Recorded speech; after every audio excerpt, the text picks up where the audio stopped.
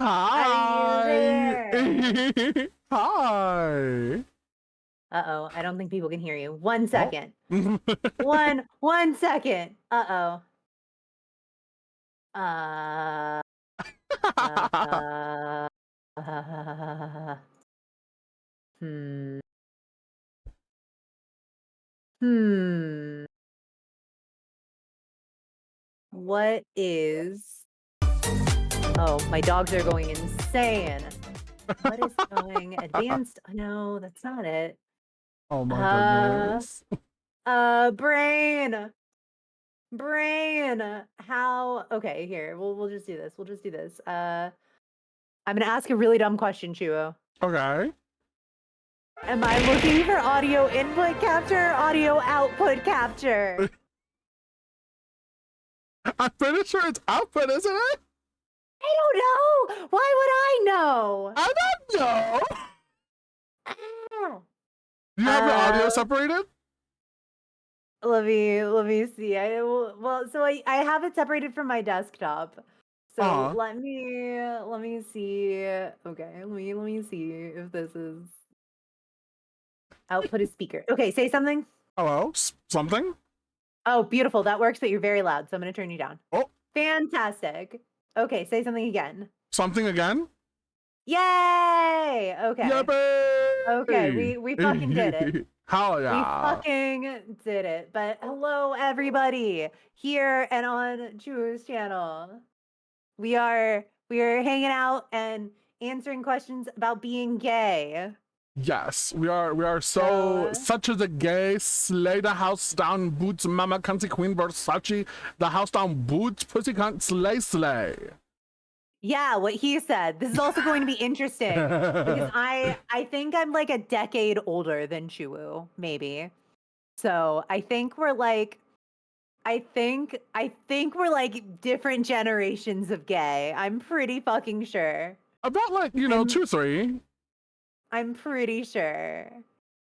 I don't actually know your age, but I'm pretty fucking sure that with our interactions, I am more or less 10 years older than you. Yes. Hello. Yes, please, food. Thank you. My Mood. partner. Oh my gosh. Thank you, But Mossy, for the yeah, redeems. Hi, love. How you doing? uh I'm gonna be answering Shuwu's questions about Yes. being gay. Basically, I like glanced at them and then I was like, you know what? I've been gay for a really long time, so I can probably answer these without a lot of thought put into it, which is great because I have no thoughts, head empty. Mood. Only But titty. That's all I think about. honestly, I mean, look, titty's great. You actually have almost as much titty as I do. They be boinging. They be boinging. It's true. It is true. I love that. I have always loved your design. Every time I introduce somebody to you, I'm like, look, we're gonna raid this person and you're gonna love them. They are the most like unapologetically queer-coded VTuber that I have ever met in my life. Hell And yeah. then I send them and they're like, wow, yeah, I love them too. And I'm like, great, okay, cool. Fantastic. Love that for us. Because uh obviously I collab a lot with people and I collab uh I don't know if chat necessarily knows this, but with a lot of other LGBT creators, we just like happen to find each other, but it's not the premise, I guess, of what we like do or talk about, so it's not as evident. But when Chuwu's here, there's no question that No question. there is a All gay in the clear. room. So I love that. I love that for us. But why don't you introduce yourself, Chuwu? Hello, I'm the funky yet chunky Chewunky. Nice to see you. Nice to meet you. I'm the owner of the Club Arcade, a Himbo Bear VTuber over here. I usually play FPS games like Overwatch 2, Apex Legends, Valorant, Fortnite, etc. Also partial other games like Genshin Impact, Cookie Run Kingdom, Cult of the Lamb, Dungeons and Dragons, and Pokemon. I'm also a pixel artist. I do pixel art emotes, sub badges, overlays, emotes. I said that already, but but you got the point. You name it, and I'll try and pixel it. I am openly queer, and I use any and all pronouns. If you feel like I'm being a bit more feminine, you can call me she, her. If you feel like I'm being a bit more masculine, you can call me he, him. Or you can just call me Chiwu. I love that for you.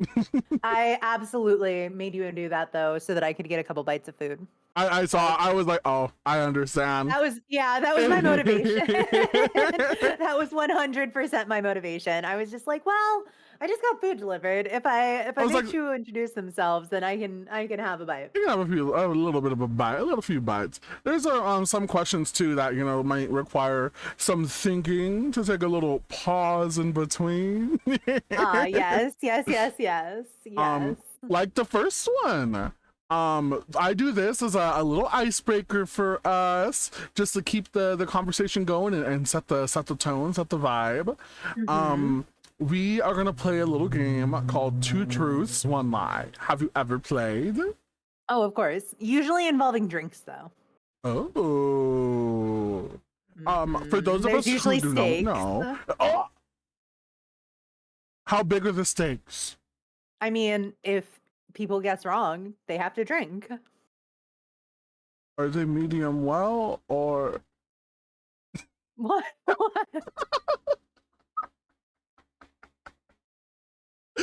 I Medium well drinks? because you said steak, so I said medium well. Oh. Oh my god. I'm so sorry. That was a dad joke. I love dad jokes. That was a dad joke. I'm the daddy here. I'm supposed to tell the dad jokes. I'm sorry. I'll be mommy Yeah. today. I Oh, love that for you. let me here. I'm mommy now. Mom, dad, let's go. Oh, that's it. Hello, that's my wrecking mama. Hi. So if you don't know how Two Truths, One Lie works, we're gonna share 3 statements about ourselves, or just 3 statements in general, and we have to guess which one is the lie. Yeah. I can go first if you would like me to. I know this, when I spring this upon people, they're just like, oh shit, now I gotta think. I have no thoughts. I'm just gonna rip it off the cuff, but if you go first, I can have more pizza. I'll go first so you can have all that pizza. So the first one is that I used to wrestle and do football in high school. The second one is that I was a rather promiscuous ladies man, and I have had several female friends. Interesting. Okay. The third one is that my Melody is my favorite Sanrio character. I can see that. I'll tell you mine before I guess. Let's see. Okay. Okay. I had to come out twice. Yeah, I had to come out twice. That's the thing. I have dated and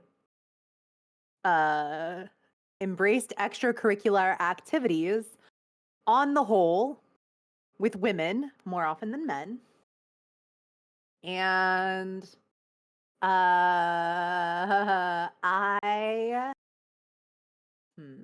what is this last one?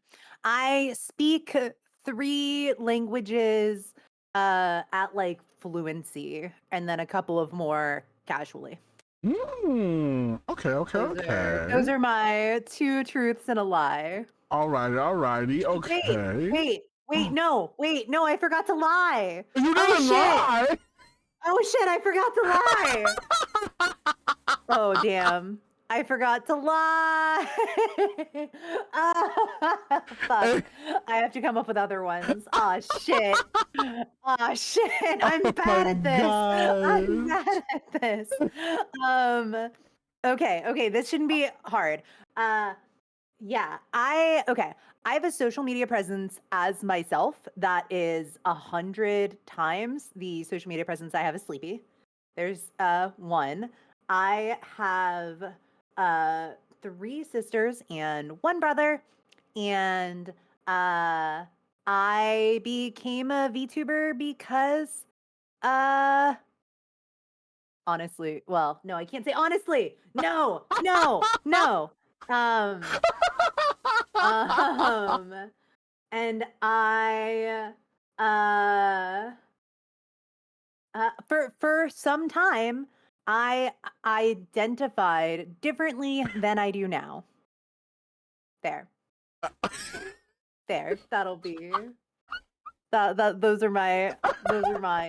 Chu, I love you, and it's not that I don't think women would be interested in you, but I think that has to be your lie. I think that has to be your lie. You have the build to be a football player and a wrestler. You you have the aesthetic for my melody. And while I have no doubt that women would be interested in you, I don't see that being a two-way street. I just don't. Am I right? Yeah. I am right, fan. Yeah, I fucking knew it. I was like, there's no way. I'm There's a gold star. Absolutely no way. I'm what's known as the gold star gay. No. Are you actually? Yeah, like nothing that for you. whatsoever. Not even a kiss. Holy shit. Good for you, though. Damn. Unrelatable, but good for you. That being said, you can't really be a gold star bisexual. How would that work? Very true, very true. Does that just mean I've never had sex? Like, virgin? is that? Oh, yeah, no, I'm too much of a slut for that. Sorry. Sorry, guys. Too slutty for that. What is your guess for me? What do you My think guess is wrong? gonna be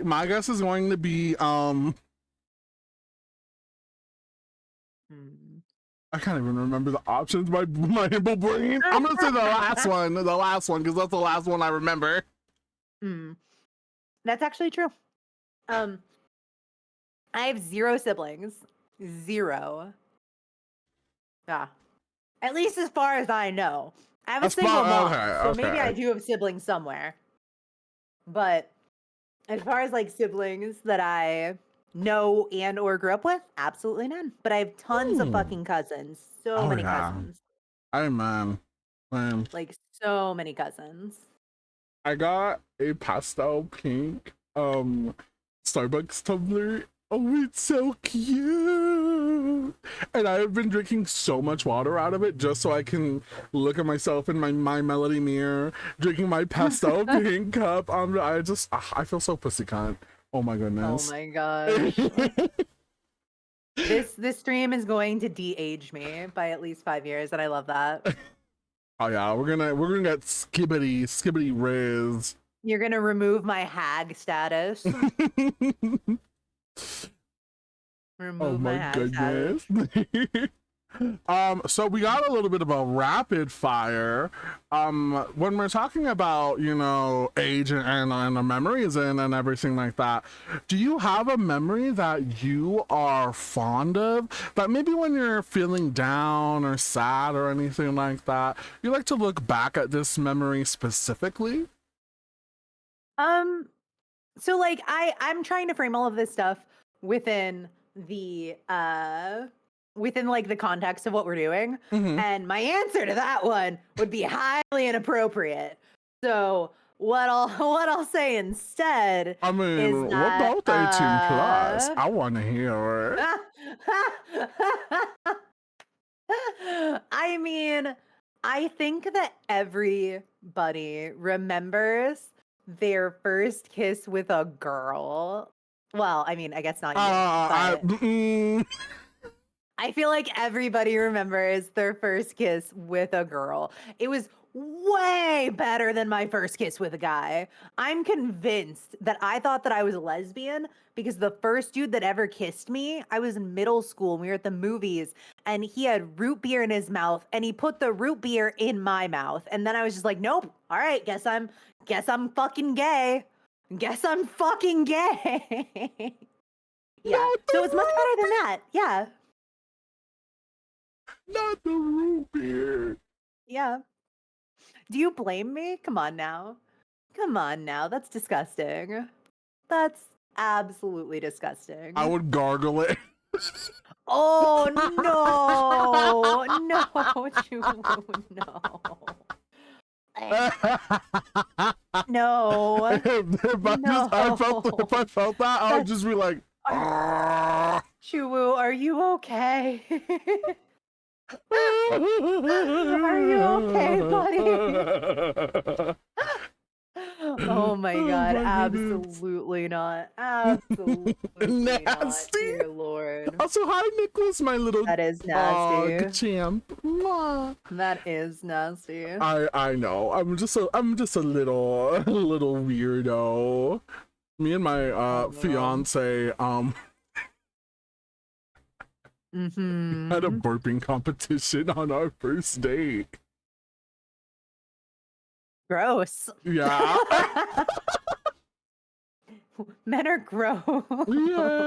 Yeah. Oh my god. What? Yours truly. 10 out of 10. He was Thanks, too hate shy it. and he was too shy and embarrassed. It was like a little baby burp, and I went. Ugh. Oh my god. I belched. I loved it. Speaking of belching, do you have someone who you perceive as your hero, whether they're fictional or real or anything like that? Yeah. Okay. So like I think a hero is a really strong word. I think there's like a lot of icons and stuff. So I'm gonna kind of reposition this and reframe this in my mind into like somebody who was a gay icon, I guess. And this is so nerdy. This is literally so nerdy. But prior to being a VTuber and a skincare specialist, Little Sleepy studied and worked in politics. And because I'm old, Anderson Cooper coming out in the early 2010s was so important for that space, and incredibly iconic. Like when you position him with his job, obviously being very public facing, his age coming out later in life, and everything. It was I think a really like big thing. It was a really big thing for sure. I remember that very fondly. Again, I wouldn't say Anderson Cooper's like my hero, but I would say that was pretty fucking cool. For the time, for sure. That sounds very cool, especially in the early 2000s as well. But speaking of celebrities like Anderson Cooper, do you remember who your first celebrity crush was? 100%. It was either, I'm not sure timing of when media came out, but it was either Elijah Dushku, who played Faith in Buffy, or Michelle Rodriguez, who plays Letty in The Fast and Furious. Oh my. One of those two. One of those two were 100% my first crush. Absolutely. I didn't necessarily at the time like, no, I knew that they were a crush. Never mind. Yeah. There were times in my life where like I just thought everybody thought that women are pretty. Which I actually do think everybody thinks women are pretty still. But apparently not everybody wants to kiss them. But as a kid, you don't know that. Like as a kid, you don't like really have or understand that concept. Definitely. So yeah, 100% those two. Still girl crushes. They're both still hot.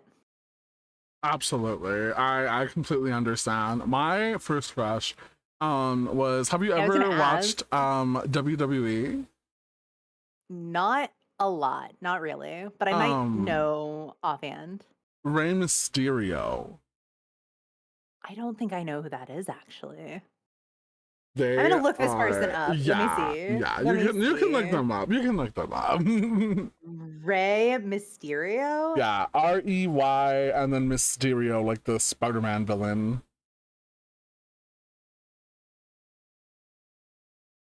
Oh, A man? Yeah. He's a man. Uh-huh. I don't know if it was I don't know if it was a mask or I I'm like attraction is weird. Yeah, attraction is weird. Like while I am attracted to any and all genders, I have very very specific tastes in masculine presenting people, Mhm. whereas with feminine presenting people, I just love them. I love all of them. I would smooch all of them. Um but like I'm very very picky. Yeah. But oh, I mean we are both 18 plus.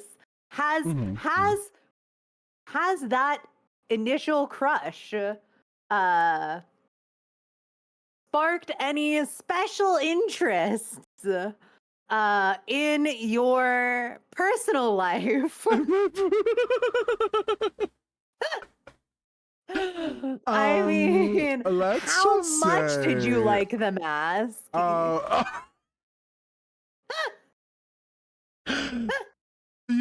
well, anonymity plays is a very big one for me.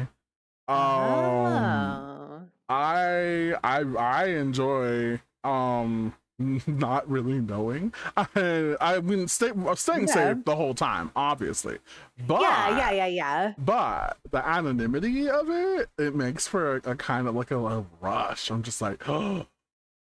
I mean, look, we don't king shame here on Sleepy's Planet. I'm literally Twitch's first and foremost pegging enthusiast. I can't say shit about what other people are interested. I branded myself 2 years ago and it has never gone away. Oh, sorry, Hades. Question of the day. Are you gay? There you go. There you Oh, go. Easy question oh. of the day because I can't be bothered for a big one. We're focused on our rapid fire questioning. What came first, orange the fruit or orange the color?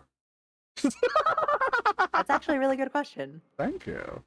Yeah, I have no idea though. It Do was the you fruit. actually know? It was the fruit. It was the fruit? Yeah. Wait, but then what did they call an orange before they called it orange? The color? Oh, wait, I'm getting that backwards. Yeah, I'm getting that backwards. Oh my gosh.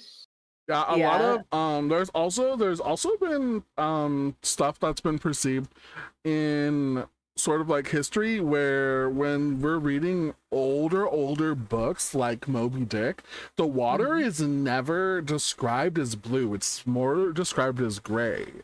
It wasn't until later Oh. on that we started seeing colors sort of popping up in different places too. It's weird. It's very weird. Yeah. I mean, isn't water technically not blue though? It's It's something about clear and it's just like it's the reflecting sky. something. Yeah. Well, okay. Homie, I'm from Los Angeles. Water ain't clear. Water is not Wait, clear. At water least isn't not supposed to water be that I've like been gray in. and green? Water is gross. Yeah, water is gross. Do not go into the beach. Do not go to Huntington Beach water. I wouldn't recommend it. I wouldn't recommend it. Honestly, I always feel bad when people are like, I really want to go to LA and check things out. And I'm like, but why? But but like smog. it's not even that. Like But a lot of the tourist stuff that you can do is not in good parts of town, with the exception yeah. of touring like celebrity areas and stuff, like in Beverly Hills or in Mhm. Brentwood and stuff. Like Hollywood itself is disgusting. It's so gross. It really It is. smells like urine. Like it's Yeah. disgusting. Unfortunately, So, there is like, a very, very, very high homeless population that most of the there is. time is sent purposefully to California. Mhm. And it's mostly to prevent homeless death in other regions, especially during winter. They'll send them to California because especially Southern California, because Southern California's climate It doesn't fucking get cold. doesn't, Yeah. we don't have any sort of like freezing temperatures that are possibly deadly. We have heat, but I mean we have a lot of outdoor seating and parks and stuff like that. But yeah, fun fact, because I grew up for 20 something years in California before I moved to the East Coast, when I moved to the East Coast in December one year, and I was told to dress warm, being from Southern California, that means that I got on a plane in a maxi skirt, flip-flops, and a jean jacket. And I got off of the plane into a blizzard and was told, we told you to dress warm. And I was like, yeah, I did. I did. South California warm versus other places warm. We're just like, wait, no, yeah, like I put on my little sweater and everything, and I have pants on. I'm dressed warm.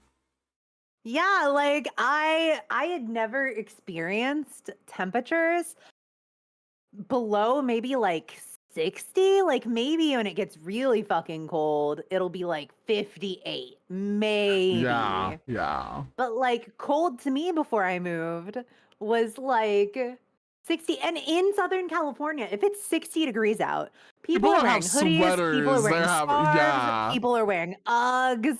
Like they are dressed in California at 60 degrees, like how people were dressed in Washington, D.C. in 40 degrees. Not like, no lie, literally, no lie. It was crazy. It's really funny, honestly. Yeah. And I was one of those people. Same. So I still am. That's fair. Yes, that's fair. Yeah. I like to say I live in Disneyland because I'm around the area ish. Yeah. But speaking of all these different things, especially how we're talking about from different areas and whatnot, if you could attend any event anywhere or any time in the world, what would it be? God, that's any event. Like, okay, here's kind of what I think of. Answers. Yeah, here's what I think of. I love Pride. Like Pride parades, Pride festivals, love them. But also younger Sleepy. And I mean even me now, I'm just not as, unfortunately, not as physically able to be as involved as I once was. But honestly, younger Sleepy always really fucking wanted to experience a Pride celebration in another country where it's more of a political statement. Because I was very, very into advocacy. I was very active, and again, like I worked in politics, and so I've been to tons of different like protests and rallies and all sorts of things. So I would love to be there and be in a situation where I could support people who needed the support more. That's lovely. Yeah. That would be a huge thing. I think would be awesome. Do you want to know the number one answer for these for many of my gays? Absolutely. Several of my guests have said that they would want to go to Hatsune Miku concerts. We actually had tickets to one, but it got canceled because of COVID, so we never got to go. I heard that Hatsune Miku had some stuff planned in 2019, 2020. Yeah, we bought tickets and everything, but it got canceled. It was super unfortunate. But I mean, that would still be a lot of fun, obviously. Oh my goodness. There's that is very interesting. Very, very interesting, Sammy, actually. So Sami says that they would want to go to Stephen Hawking's time travelers party, and I didn't even know that was a thing. I didn't know that was a thing either. So apparently Stephen Hawking hosted a party for time travelers, and they set up a whole party and everything, and they didn't send the invites until the day after the party. Really? That's a really silly joke. That's a really silly joke. Really, guys? Come on. Come on. Shaking my damn head. Shaking my damn head, guys. Jeez. Talking about celebrities like Stephen Hawking and different events, do you have a favorite LGBT coded and or themed movie and or TV show? God, there's so many. There are. There's so many. So like okay.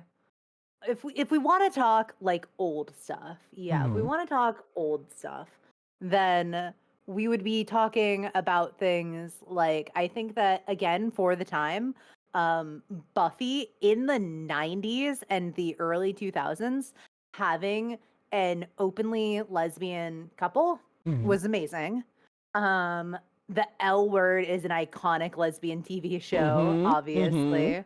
And then as we've gotten older, Drag Race has absolutely taken over. There have been shows like Orange is the New Black that not only highlight gay relationships, but also highlight different gender identities. There's stuff like Pose, which is just queer coded Oh, in wow. its like DNA. So there's so much good media these days Mhm. that wasn't always present. So I think that it's actually really cool that we have so many choices now. I think it's hard to really narrow it down to just one, but those are some like shows and stuff that I would highlight for sure. I love that. I love that. Yeah. A lot of mine are animated ones like Steven Universe, Kipo and the Wonder Beast, Nimona, She-Ra, I have a She-Ra Voltron. tattoo. Oh, old Me school too, She-Ra? yeah. Yeah, I have the Mhm. Crystal Castle tattooed on my entire forearm. Oh, nice. Yeah. That's so Yeah. slay.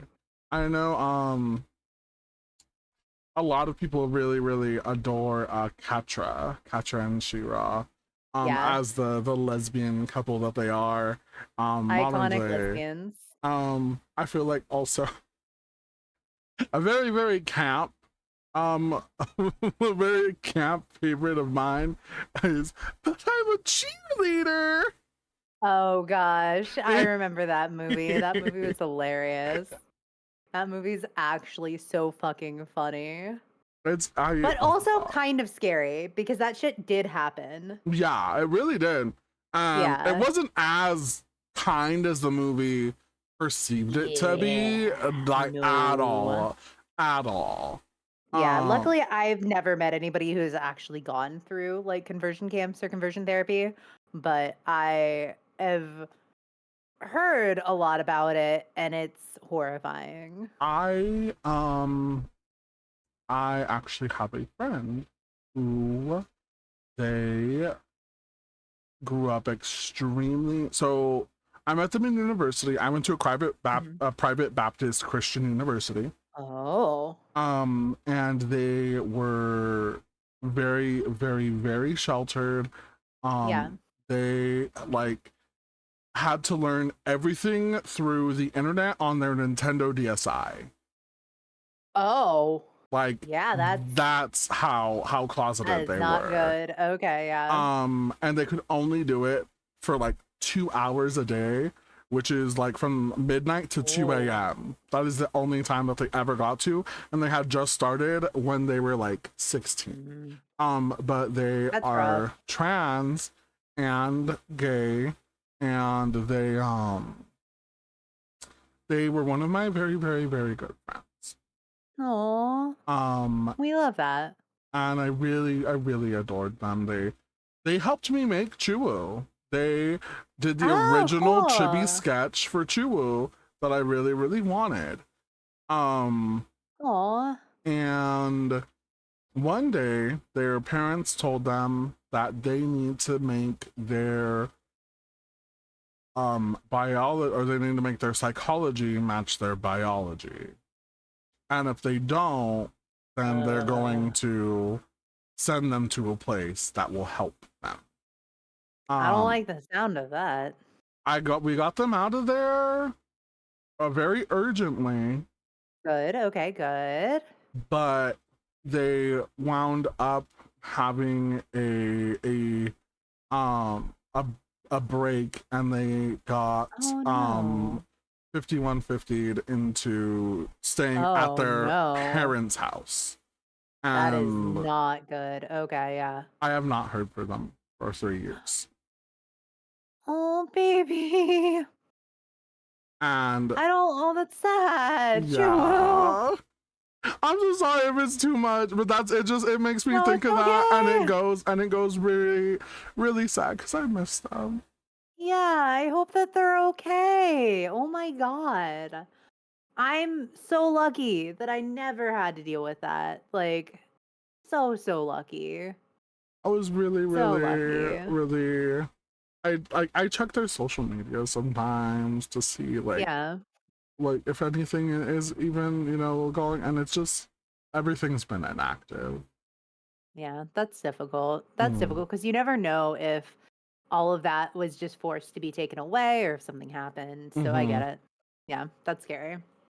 I don't like that. That's scary. We need more resources for teens for sure, for like 100%. I used to do a Definitely. lot of outreach and volunteering with LGBT youth. Mm-hmm. So, big advocate for it. But continuing from there, Yes. do you have a first LGBT literature or media that you remember consuming, either reading, seeing, and or listening to?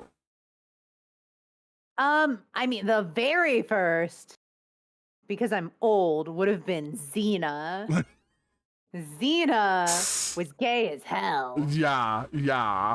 So So I've that's probably heard. the actual first. Yeah, that was probably like an actual first. Xena and Gabrielle have always been queer coded. Lucy Lawless even said so herself. Like Queen confirmed it. So that's probably the very, very first for sure.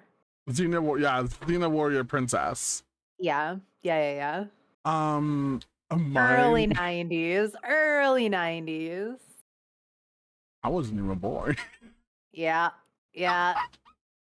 I figured as much. Uh, I figured as much. Mine was like some random yaoi I found on the internet. Oh no. I don't even Oh remember what it gosh. was. The internet, such an interesting place for young people. Oh yeah, Such an definitely. interesting place. Oh boy. Do you have an LGBT character from any of the medias that you consume that you relate to the most? Uh hmm. Honestly, this is really nerdy, but I'm convinced Mm. that Haruhi from Oran Host Club is a bi icon because she, first off, when she had her first kiss with a woman, it was no big deal. She was just like, yeah, you know. She was very open about how she identified. So even though the show identified her as being female, Mm. she didn't care if people saw her as male, as female, and was very much just like, well, that is their perception.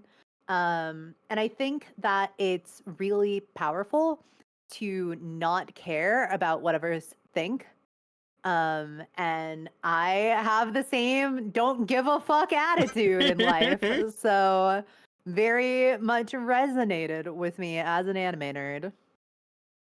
I love that. I love that. I know that Yeah. Oran Oran has sparked a lot of controversy, but it's also been brought up a lot on these interviews. As many of them being either saying that Oran was a very queer baiting show or something that they experienced their very first queer awakenings with, etc., etc. But Oran, it seems to be very, very popular amongst the queer community. I've actually never seen it either. Really? Yeah. Oh my gosh. I don't know like about the twins. Like yeah. which one of us is so and so? Yeah, the twins are weird, but like there's so many good characters in it. I think you would love Honey. Honey is adorable. Oh yeah, with the bunny, right? The little like femboy, little bun. Mhm. He's like teeny tiny. He's adorable. I see they have like that like stuffed animal rabbit at Hot Topic, and I see it all the time and I want to get it, but I'm like, no, because if someone sees that and asks me about it, I'm just gonna be like, I thought it was cute, I don't know. Oh my gosh, it's so cute though. Yeah. I think you would like it. I think that when we talk about media, I think queer baiting is a hot topic, but I also think that we have to consider things, especially when we're talking about anime and things that are produced in places like Japan, where it is not as open with its queer culture, that a lot of ways that people have to express themselves, animators, artists, etc., are through these mediums, and it might seem as if it's queer baiting because a lot of anime is never going to go past a certain point. Like, how many animes that are not hentais or anything have you seen where characters even kiss?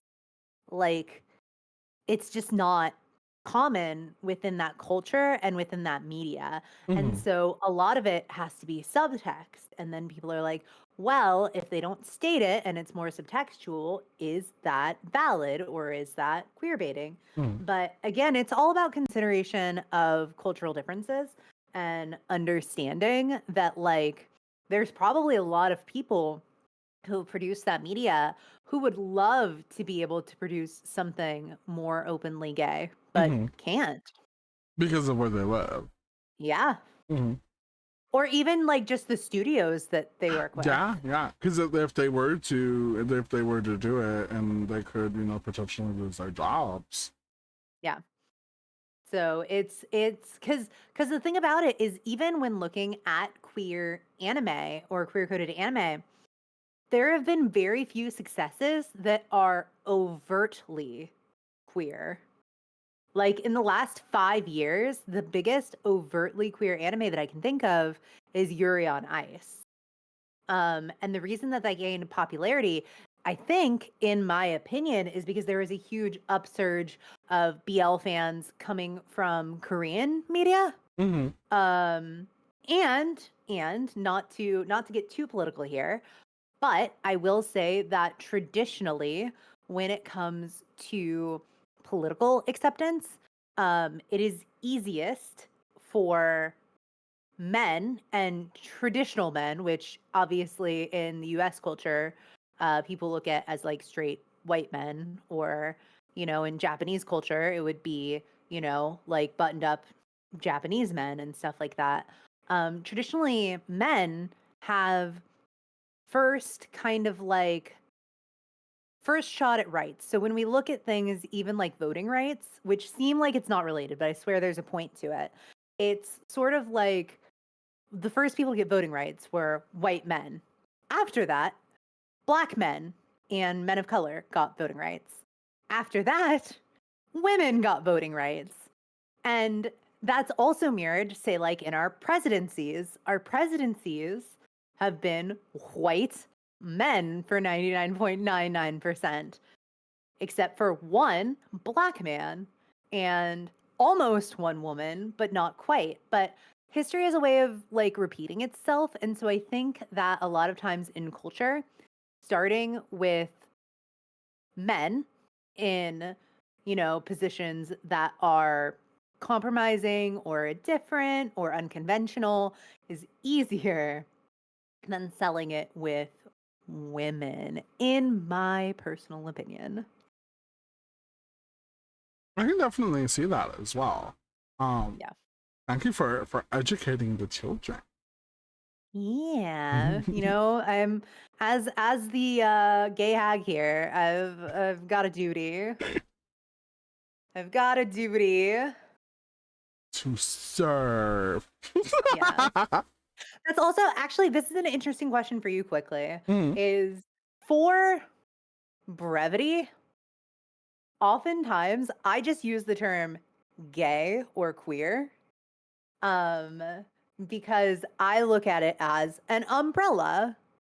And while I have no problem saying I'm bisexual or that I'm bi or anything, often things get shortened to, yeah, I'm gay, I'm queer, whatever. Um, how, like, with people that you interact with, how Mhm. common have you found that to be for people to use umbrella terms Oh, more so extremely. than individual terms?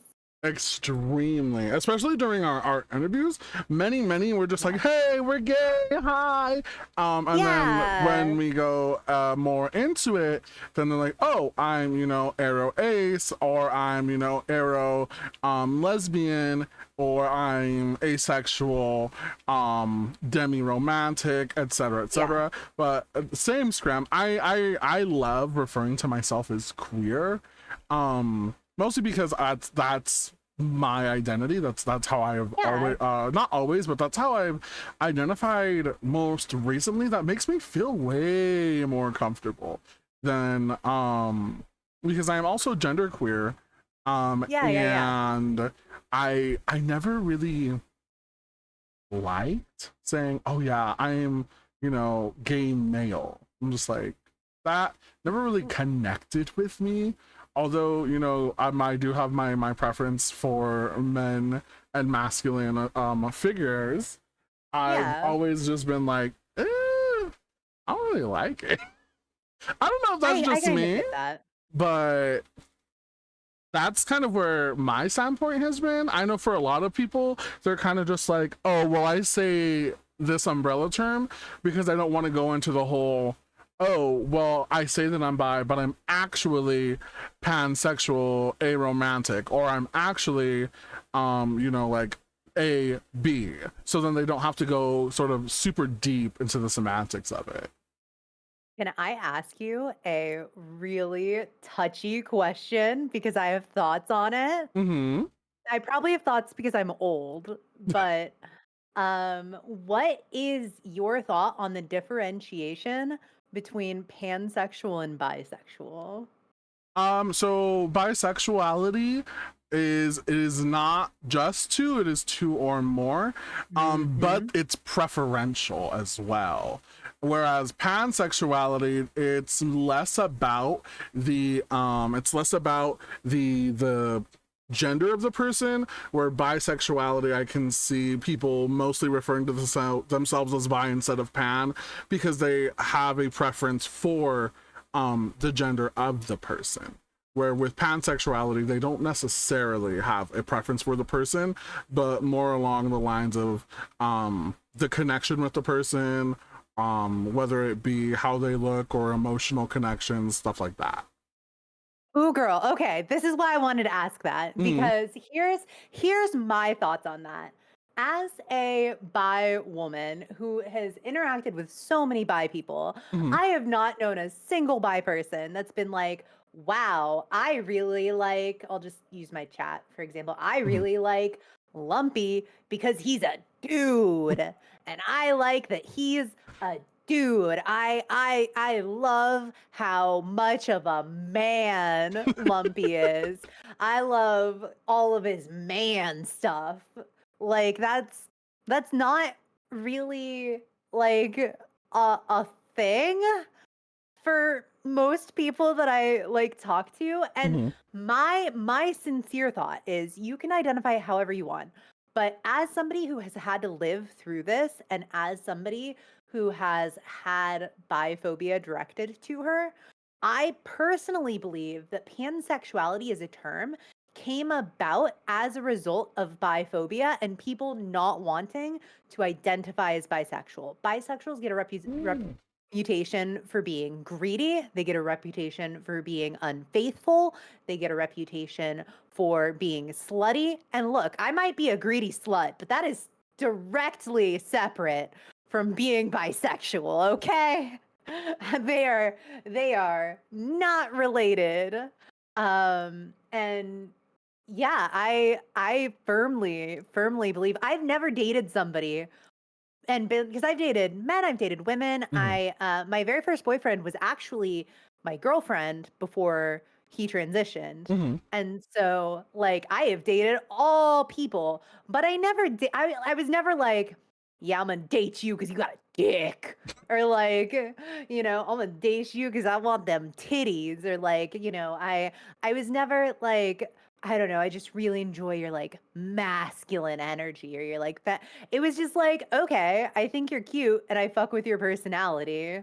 But yeah, and again, it might just be because of my age, but I firmly believe that pansexuality and bisexuality are the same goddamn thing because I don't know a single bisexual person that actually treats it preferentially. Like they have preferences. Mhm.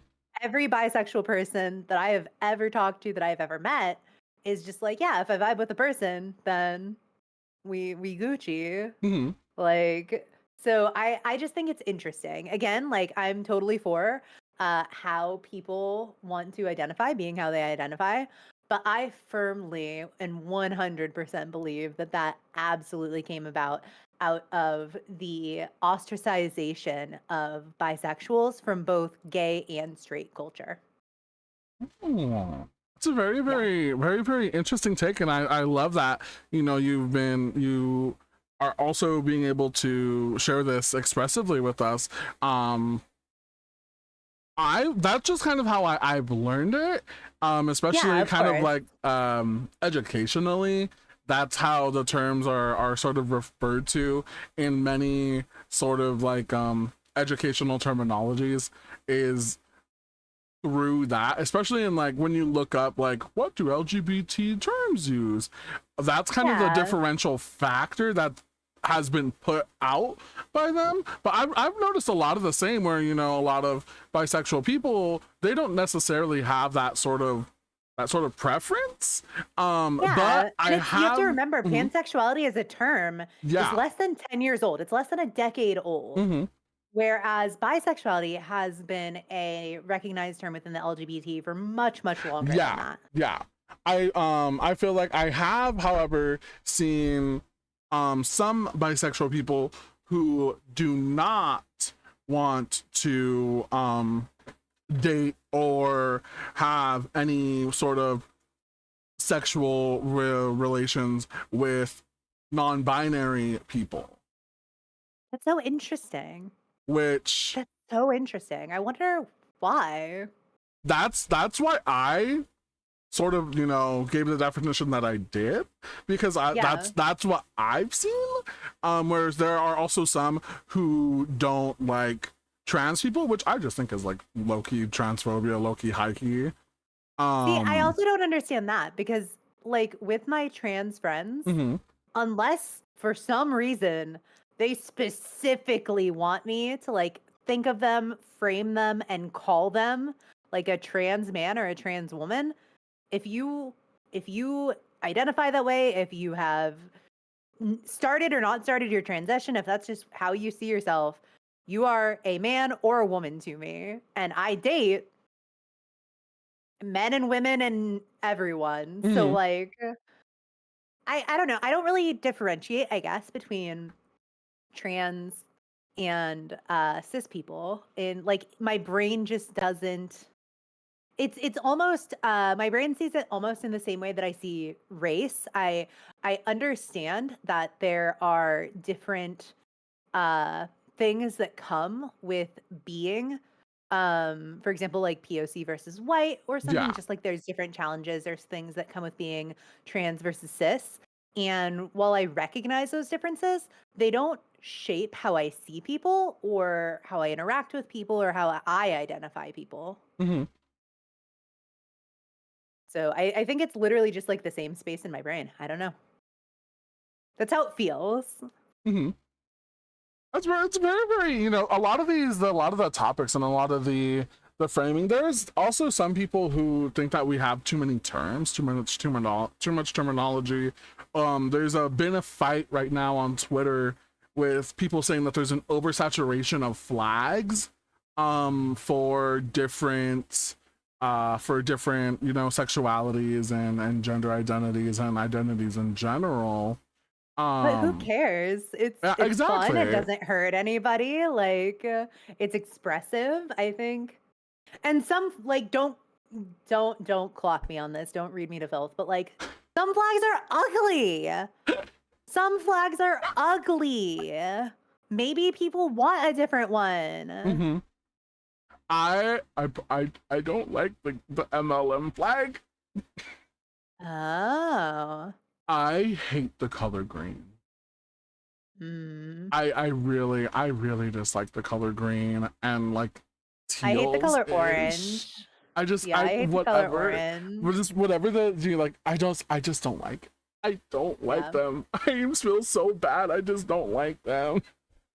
I get it. Um, Yeah, orange is my trigger color. I hate the color orange. I'm sorry, Scram. I love you. I know you made Charlie, but green is just Yeah, not for me. I understand. Yeah, I don't fuck with orange at all. But yeah, I think that it's totally valid too. You know, as we were saying earlier, identify how you want to identify. I mean, at the Yeah. end of the day, labels are kind of just like labels on jars. People read them sometimes, people don't. You can take them off. You can have no labels if you want. Mhm. Honestly. That's true, and it's just to help people in terms of like relating to you is Mm-hmm. what it really is. Because at the end of the day, we all want to be loved.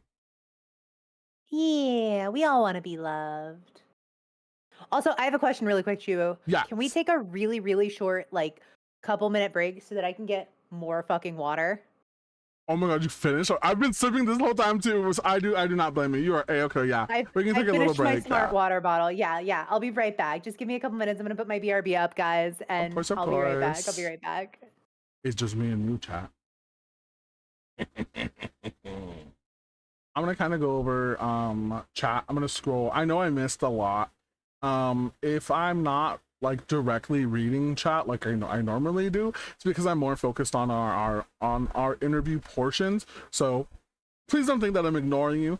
But thank you so much, Nicholas, for the sub and the 200 biddies. They're too nice. I really appreciate it. Mwah, mwah, mwah. Also, thank you for all the redeems and for all the insight. I really, really appreciate everyone giving your insight and sharing your opinions. This is an open space for, you know, all sorts of conversations to be had, and this is why I really, really encourage chat you guys in order to, you know, you can answer the questions if you'd like. You can really see about sort of the different ways that people think about different things.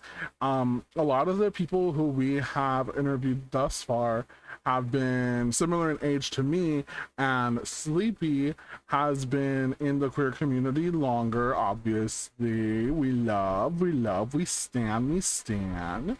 And so seeing the different sort of insights as well is really, really, really cool. Trying not to go into too much detail because I feel like it might be a little TMI, and that, you know, that is totally, totally okay. You know, if I see anything in chat that I deem is a little too much, obviously I will put a stop to it. But I want you guys to have that space to feel free to talk about, you know, your gender identities, your stories. I would really appreciate that as well. And if you guys want to answer these questions as well, you guys can totally answer these questions with us. Give me another minute. I'm still on BRB and I'm eating another piece of pizza. You're all good. I was just talking to chat. He's okay. I'm gonna love you. I love you, Squam. I love you, Squam. I love you, Weave. I have welcome. Also, Nicholas, you're my little pog champ. Nicholas is one of one of four VIPs. I only have four VIPs nice. in chat.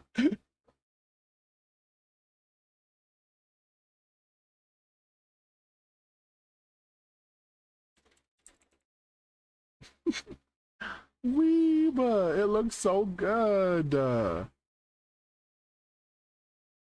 I like that you can see my VTuber model chewing even though you can't hear me. Right? I think it's so funny. I love doing that too. Because I'm sipping water and it just looks like I'm going.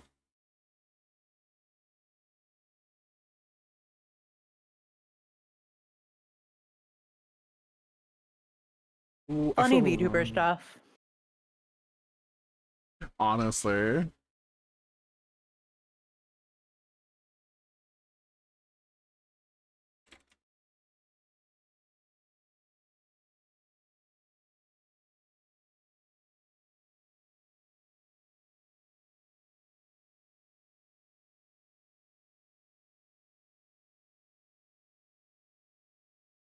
All right. Good. Back. All of the things. Yay! All of the things.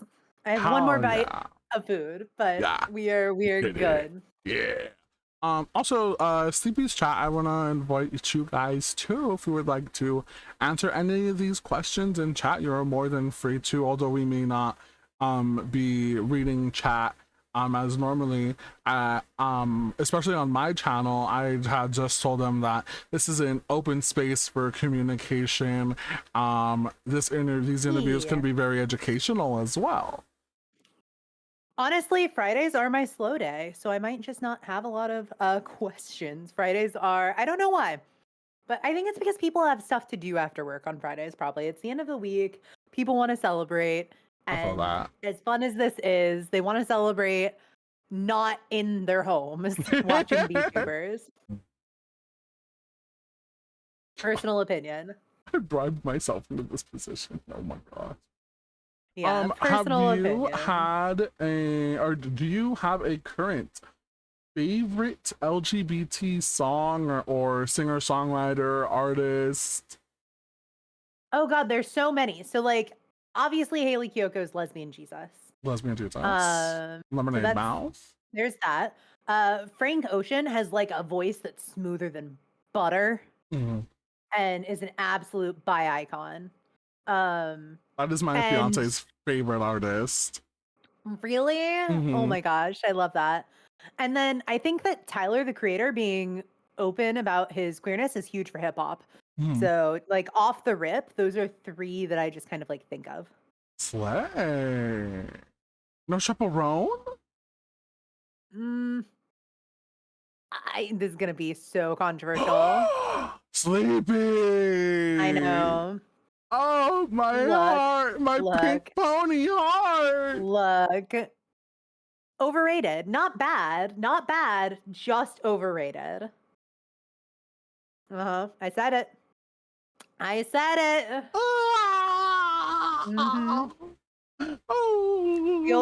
Feel free to send the gays to attack, but I said it.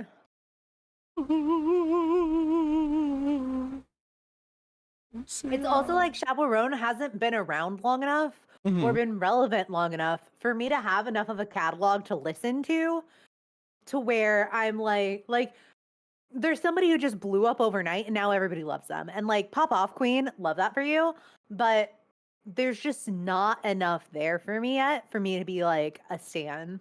That's valid. Yeah. You've kind of already answered this one. But do you have a coming out story that has inspired you? I have a funny coming out story of my own that would probably work better, actually. One of your two? My mom, from a very young age, told me, Sleepy, it's okay if you're gay. It's okay if you're gay. And it might have something to do with the fact that the first time I got clocked was in kindergarten playing doctor with a girl named Caitlin. And the second time I got clocked was in second or third grade playing kiss tag with my girlfriends. So maybe something to do with those. I was also all throughout grade school obsessed with one of my friends. So much so that I would cry if she hung out with other girls. Um so like Mama Sleepy knew. Mama Sleepy knew. Oh my So god. yeah. So what happened is my first girlfriend in high school, um, we weren't dating yet, but she comes over, we're hanging out, and when she leaves, Mama Sleepy's like, "Oh, she's cute," and I was like, "Oh, was she?" And then my mom was just like, "So do you like her?" And I was like, "Well, I think she's my new best friend."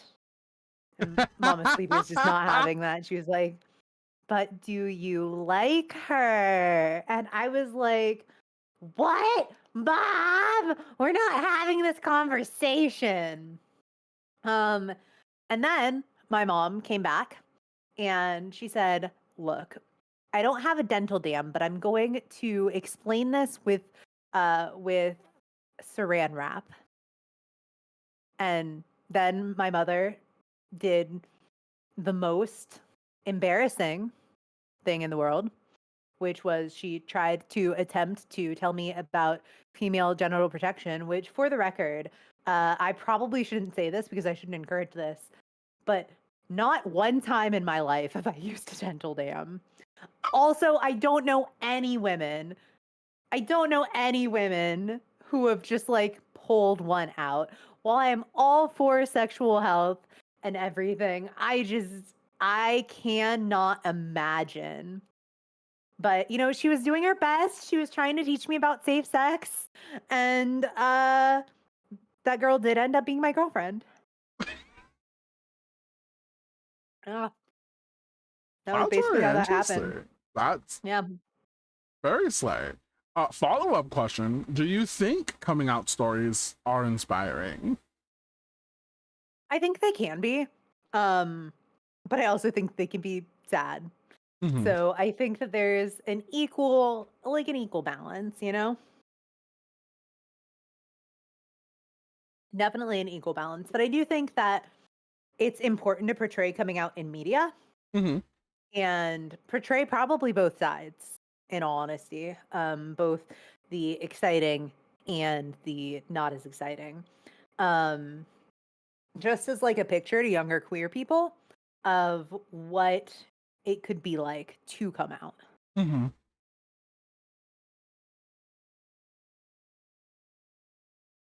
How Sorry, do I you also have a feel? Slurpee that I'm drinking. I was looking at your mouth. I was like, are they like sucking on the pizza crust? No, this is a Slurpee. Do you... Friday's my cheat day. Oh. Yeah. How do you feel LGBT representation in media has changed over the years?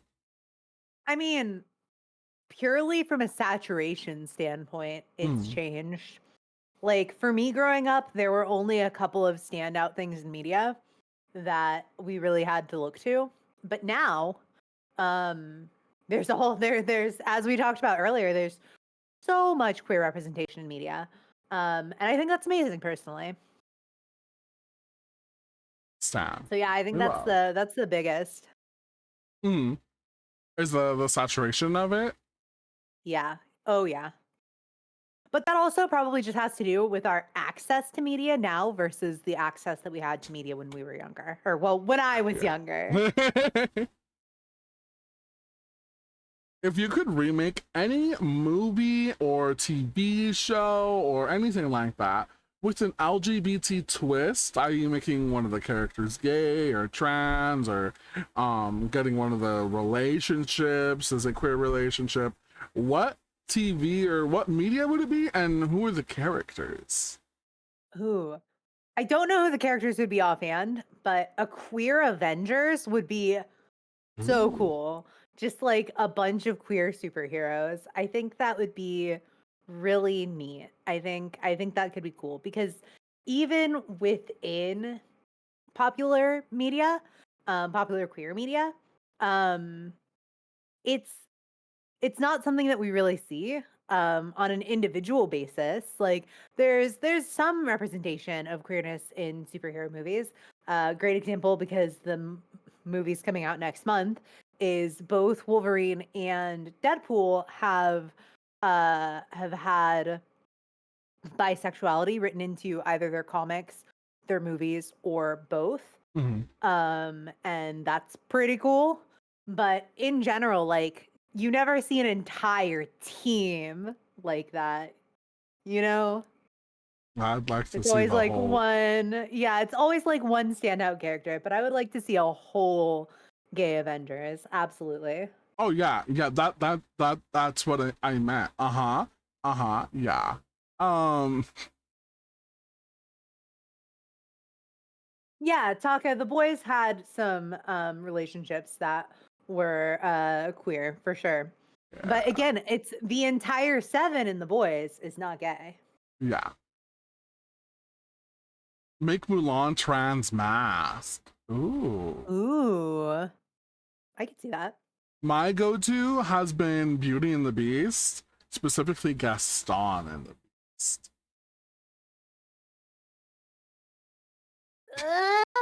Gaston, Chulu. I'm a cliche, I know. Oh no. And then the Beast doesn't transform into a twink. he goes from a beast to a bear. Yeah. No, he just Oh stays my the Beast. gosh. Oh, He chose I it. mean, He look, in my fantasy. there's a lot of like intersexuality between like furries and gays, so I get it. I get it. Are you I get familiar it. with the art of drag? With the art, yeah, I'm familiar with the art of drag. I used to go to drag shows all the time in Long Beach at Hamburger Mary's. Slay. I just went Like to Hamburger every Mary's the week. other day. Oh hell yeah. I love, Yeah, love, love. literally. Literally, I used to go almost every week. One of my friends drag queen there. As a gay furry, I can confirm. Yeah, yeah, I know. It's a big thing in the community. If you were a drag performer, what would your stage name be? Ooh, probably something fucking stupid. Let me think of something really dumb. Yeah, let me think of something really dumb. So when my name was previously Chewbacca, Yeah. which is based off of Chewbacca, the Star Wars character. Whoa, shocking revelation. Yes. I was thinking of a drag queen persona for myself. Ooh, okay. And so the name I came up with was Annie Quinn Starwalker. Oh no. I love it though. Maybe I'd be something stupid like colonoscopy. Oh my god. Yeah, something dumb like that. Something dumb like that. Anita Wiener. Oh god. Spontaneous Boutte. Oh lord. Oh my goodness. I say that like mine was any better. Colonoscopy, come on. So I have taken that you have been to many a pride festival. Yes. Could you describe your dream pride outfit if money was no issue whatsoever? You guys get to go, you can wear whatever the hell you want and slay the day away. Oh hell yeah, I'm a fucking leather daddy, so I would get kitted out in like a leather look. But leather's so fucking expensive. It really is.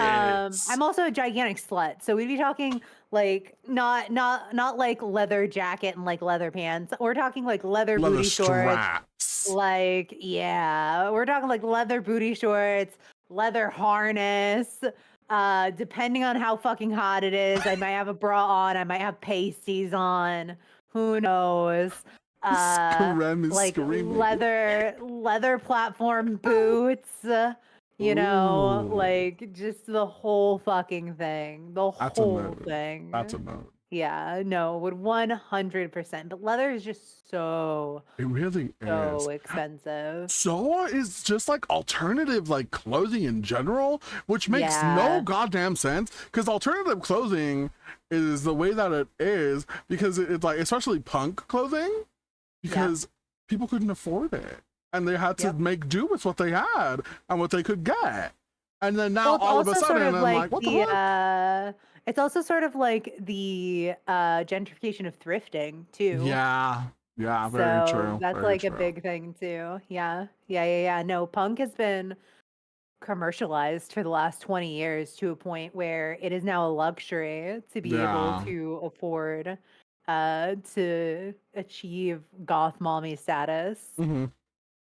Well, I think it is very, very interesting as well is the intersectionality between punk and queer because queer punk is inherently queer and there's Yep. so much hate in like Yeah. modern punk for queerness and it's like, do you know your history? Hello? It's weird, but I think that a lot of things, whether it's history, politics, or culture, just tend to be cyclical. Yeah. Like unfortunately. So I think that that's probably just part of the the bad part of the cycle. Yeah, I can see that. I've been Yeah. really wanting to do I've been really wanting a harness. They're so They are. expensive. Yeah. Good ones. Good ones are Yeah. very expensive. You can get cheap ones on Amazon, but they will break. Mhm. Especially as I know that you are a thicker person. You don't want a cheap harness. Exactly. Yeah. I Yeah, have you do not want a cheap harness. I really I'm so angry because I even got some really nice like fishnets and I have like a net top. Yeah. And the net top was from Amazon and that's really really nice. I actually really enjoy it. Oh, But cool. I wanted to pair it with a harness and I was looking into it. I was like, "Oh my god." Like Yeah. the what do they They're call it? expensive. Being gay is expensive. Yeah, being gay is incredibly expensive. What is the quirkiest hobby and or interest that you have? I mean, true. We're anime girls on the internet. Like, is that is that not the quirkiest thing that we do? I don't know. Maybe you're also like a rare stamp collector. Yeah, this is probably the weirdest thing that I do, for sure. Almost certainly. Almost certainly the weirdest fucking thing that I do.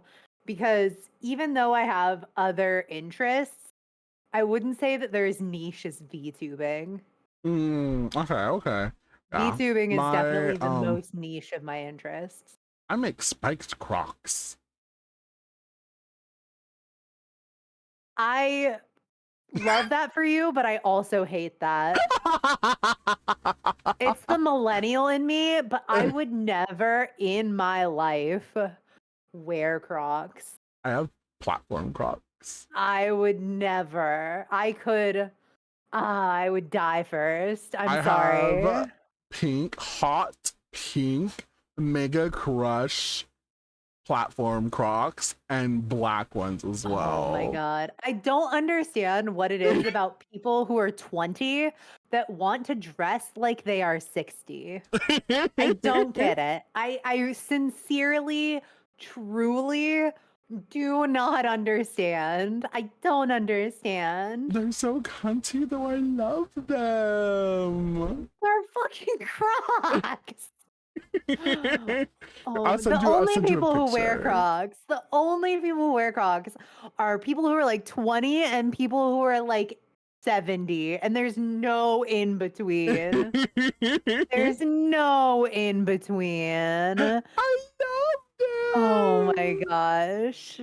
Wait, are your Crocs connected by a hanger? Yeah. How do you I walk hang in them. them? I hang them. Oh, okay. I was like, how the fuck do you walk like that? Okay. Okay. You don't walk like that. Oh my Okay. God. I don't think anyone could. Oh yeah, I was how would you do that? Oh my gosh. I know decorating them is like a huge thing. I just can't do it. I can't get behind it. Oh yeah, I am I love I'm it. just not that girl. There is no in between. I am a flip-flops or Doc Martin So kind of girl. And good. that's it. Flip flops. That is I have it. docs too. I have the Pride docs. Oh, cool. Yeah, I just have black ones. I Yeah. just I love them. Ooh, And I guess I have my gym shoes, but my gym shoes are for function, not for fashion. that's a mood. That's a mood. Yeah. I can understand that. I can understand that. I am Here's just at the my- gym to work out. I am not at the gym to look any type of way. Those are my mega crush. Oh my god. I can't. I just can't. I don't understand. Oh, thank you. I for might the be old, subs. but I don't understand. If you could have dinner with 3 people, living, dead, fictional, or non-fictional, who would they be? Ooh. Obviously, so let me make them all gay. Oh, slay. Okay. Yeah. And I'll go with different like times. Historical, like very historical, like has been dead for hundreds of years. Michelangelo. Oh, okay. Historical, recently historical. Marsha P. Johnson, probably. I mean, she was an instigator in the Stonewall riots, transgender activist. Super slay. Super slay. And then Sam. just for fun, as like the entertainment for the night, George Takei is hilarious and an absolute gay icon. And I think that he would just have the funniest comments and the funniest questions for both of them. I love that. I love that. I think it would be the weirdest fucking dinner that you ever sat through, but I think it would be really funny. You want to know mine? Absolutely. This is cursed. Chat, I'm so sorry. Oh no. Trisha Paytas, Oh no. Jesus Christ, and All Might Okay. from Boku no Hero Academia. What the fuck, Chiwoo? That is unhinged. Unhinged. Oh my god. And Trisha, really? And Trisha. The chicken nugget herself? Really? Come on. Come on. That girl has been unhinged her entire life. Sounds like a Her DeviantArt entire fanfic. life. Oh my gosh. That sounds like a terrible like chat GPT prompt. You need to plug that in a chat GPT and get it to write you a fan fiction of this dinner. I love it. I need to have that done. Wait, let me make a note. real Yeah. quick. Yeah. You need to put that into chat GPT and see what kind of I'll send it to weird you. fan fiction. Oh dear Lord, you better. It's gonna be the most cursed thing that I've ever Read it aloud supposedly on read. stream. Oh Lord. Oh gosh. So seeing as that we are gay, and Yes. all gays love musicals. Not all gays, but yes. If your life were a musical, what would the title be and the genre? Ooh, well, that's easy. I have a great title because this is one of my catchphrases, Mhm. and it could instantly be the title of a song. And a lot of musicals have titles that are the same as the name of the musical. Mhm. So my musical title would be "My Illness is Chronic, but My Tits Are Iconic," and that would be the main song that everybody loves. It would absolutely be the main song that everybody loves.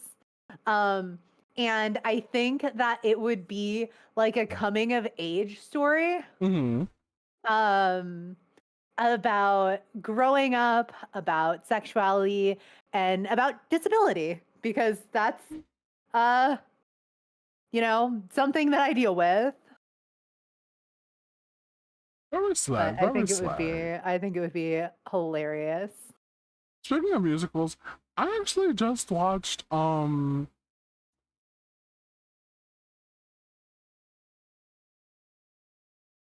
Did you Brain, forget the name? brain, Oh brain. no. Welcome in bienvenue. Welcome. Oh yeah, yeah, yeah, yeah. What is that from? Something What is that from? stranger, stranger. I'm trying to remember what that's from. It sounds familiar. Happy to see you. Oh, sweet Oshante. What musical is that? I'm trying to think. I just know the song. Oh no. Oh my gosh. Chat. Help me out here. Come on. You see a Chiwu struggling. Come on. Yeah, I can't think of the name of that one. I was, oh my gosh. Hmm. That's gonna be stuck in my head. I'm so angry. I'm so angry. Oh my gosh. But what is your favorite musical? I really like Spring Awakening. It came Ooh. out when I was either in middle school or high school. I can't remember. But it was a really good story, just kind of about like growing up and stuff. Mhm. And it was more like on the rock end of musicals, as much as musicals will do that. So it was fairly modern. Sounds like Cats. Oh my goodness. It's not Cats. I was gonna say it was not Cats. I can tell you that was not It's not Cats. Cats. Oh, thank you, Matt. Thank you. Um, I know Cats, and that's no Cats. Trolls. Oh my gosh. But yeah, no, Spring Awakening is really good. If you ever have the chance to see it, I recommend it. That sounds lovely. Mine are Heather's. Oh, Heather's is so good. Oh, love Heather's. The Waitress is a good one. I haven't seen The Waitress, but I know some of the music from it. Yes, love that one. Legally Legally Blonde. Blonde. Oh, Obviously a an iconic gay. European. Obviously an iconic gay musical. Obviously, L Words, iconic. Mean Girls the musical is really good too. Yeah. Live, laugh, love Not that the one. new movie, but the actual musical. I saw the new movies like opening day. Oh no. No. Look, I was I'm just not that into the saying, new movie. Renee Rapp though. Oh no, she's hot as shit, but still, that did not make it a good movie. I mean, but anytime she was on, she was just, oh, she served so much. Oh Yeah, my no. God. We love her. If I wasn't probably 10 years older than her, I would be obsessed with her. But I say that. I'm not actually that old, but I feel like I am. No, just a I little bit. feel like I am. If congratulations, you, Sleepy's Planet, Yes. have just won an imaginary award. Ayo. Imagine you're being awarded for your contributions to the LGBT community. What is the award for? And who do you thank in your acceptance speech? I mean, so currently, because it's the month of June, and every month of June, I have done fundraisers for the Trevor Project. So all the money that I get this month from everything is going to a donation to the Trevor Project. And over the last 3 years, I've ended up raising probably like $2,000 to $3,000, something like that. So that would be the easiest thing, I think, to like say that I would get awarded for. And I don't know, I think like my community and my dogs or something. Community and my dog. This is like it. Yeah. I love that. Be like without you guys, I wouldn't be able to do this because I don't have any money. So thanks. Hi, Nix. That would be my acceptance speech. Be like, thanks. I'm a broke bitch, so thank you for allowing me to have money to donate. I love that. I Yeah. love that. Yeah. Now, hi Nix, welcome in, my little bean. You get to create a brand new Legitabetiqua holiday. Ooh, Woohoo! okay. What is the name of the holiday? How do you celebrate it? And how can people observe it? Ooh, that's hard. I think off the bat, the first thing that kind of pops to mind is I think that we need more celebrations and more holidays for the T in LGBT. I think especially holidays that aren't associated with tragedy, like days of remembrance. Mhm. I think that while it's really important to remember what's been fought for and what we continue to fight for, that it's also important to remember that being queer isn't all about struggle, it's also about celebration. And so I would want to center something around that, around gender expression. And God, I have no idea what we would name it. But I think that it would be how do we celebrate it? Hmm. I mean, we're gay, so we just like dance. We would have like a huge dance party. That sounds amazing. Um Maybe a huge dance party where we have a bunch of headlining artists who Oh. are trans or who are within the umbrella of like genderqueer, and we would have a huge, massive concert and just have the most fun. I think that would be pretty Slay. cool. I think that'd be pretty cool because I really do think that um, again, while I understand the importance of observing history, that a lot of holidays can be centered around negative things. Um, and I do really think that we need a little bit more fun and positivity um, outside of just Pride Month, Mhm. obviously. I love that. Yeah. The number one, the number one answer for that question has Uh been huh. give money to Gay Day. Oh my God. It's there's been many who are like, yeah, just find a gay person and give them $20. Like, That's hilarious. That's also not real. You can't mandate that, really. it's so funny though. Yeah, you can't mandate that. That would be hard. Um, we're gonna play a little game of Would You Ah, Rather. okay. Are you familiar with Would You Rather? I am. Oh my goodness. Wonderful.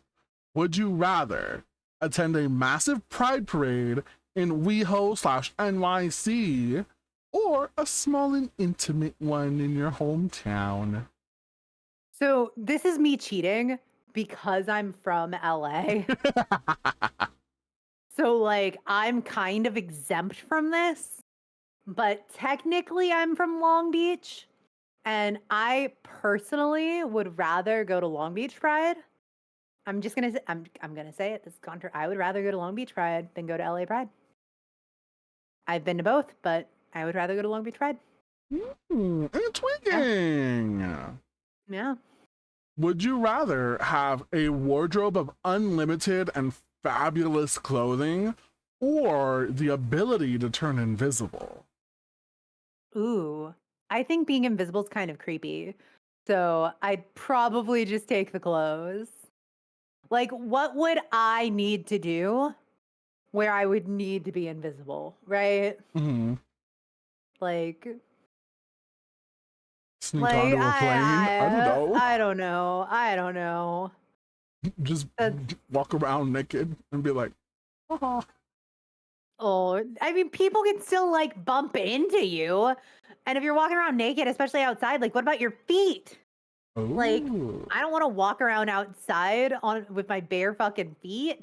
not the cement slappers. Nah, absolutely not. I'll take clothes any day. I'm not even like a huge, huge fashion person, but I will just take the clothes. Being invisible is for people for people with specific interests. I don't have those interests. That's understandable.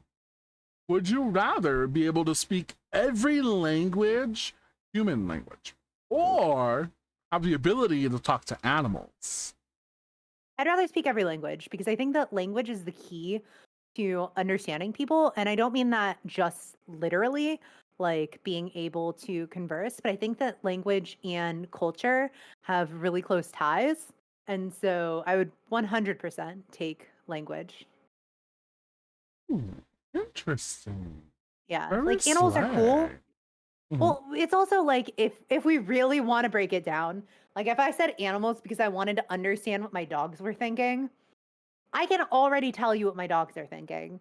My dogs are like, water, water, water, food, food, water, food. I need to pee. I need to pee. Oh, I think the neighbors are moving outside. I better bark. Like, they don't have, like, most animals don't have the ability for complex thoughts. Mhm. So I would not, it would not be as useful, in my opinion. While it would be cute and quirky, it would not be as useful.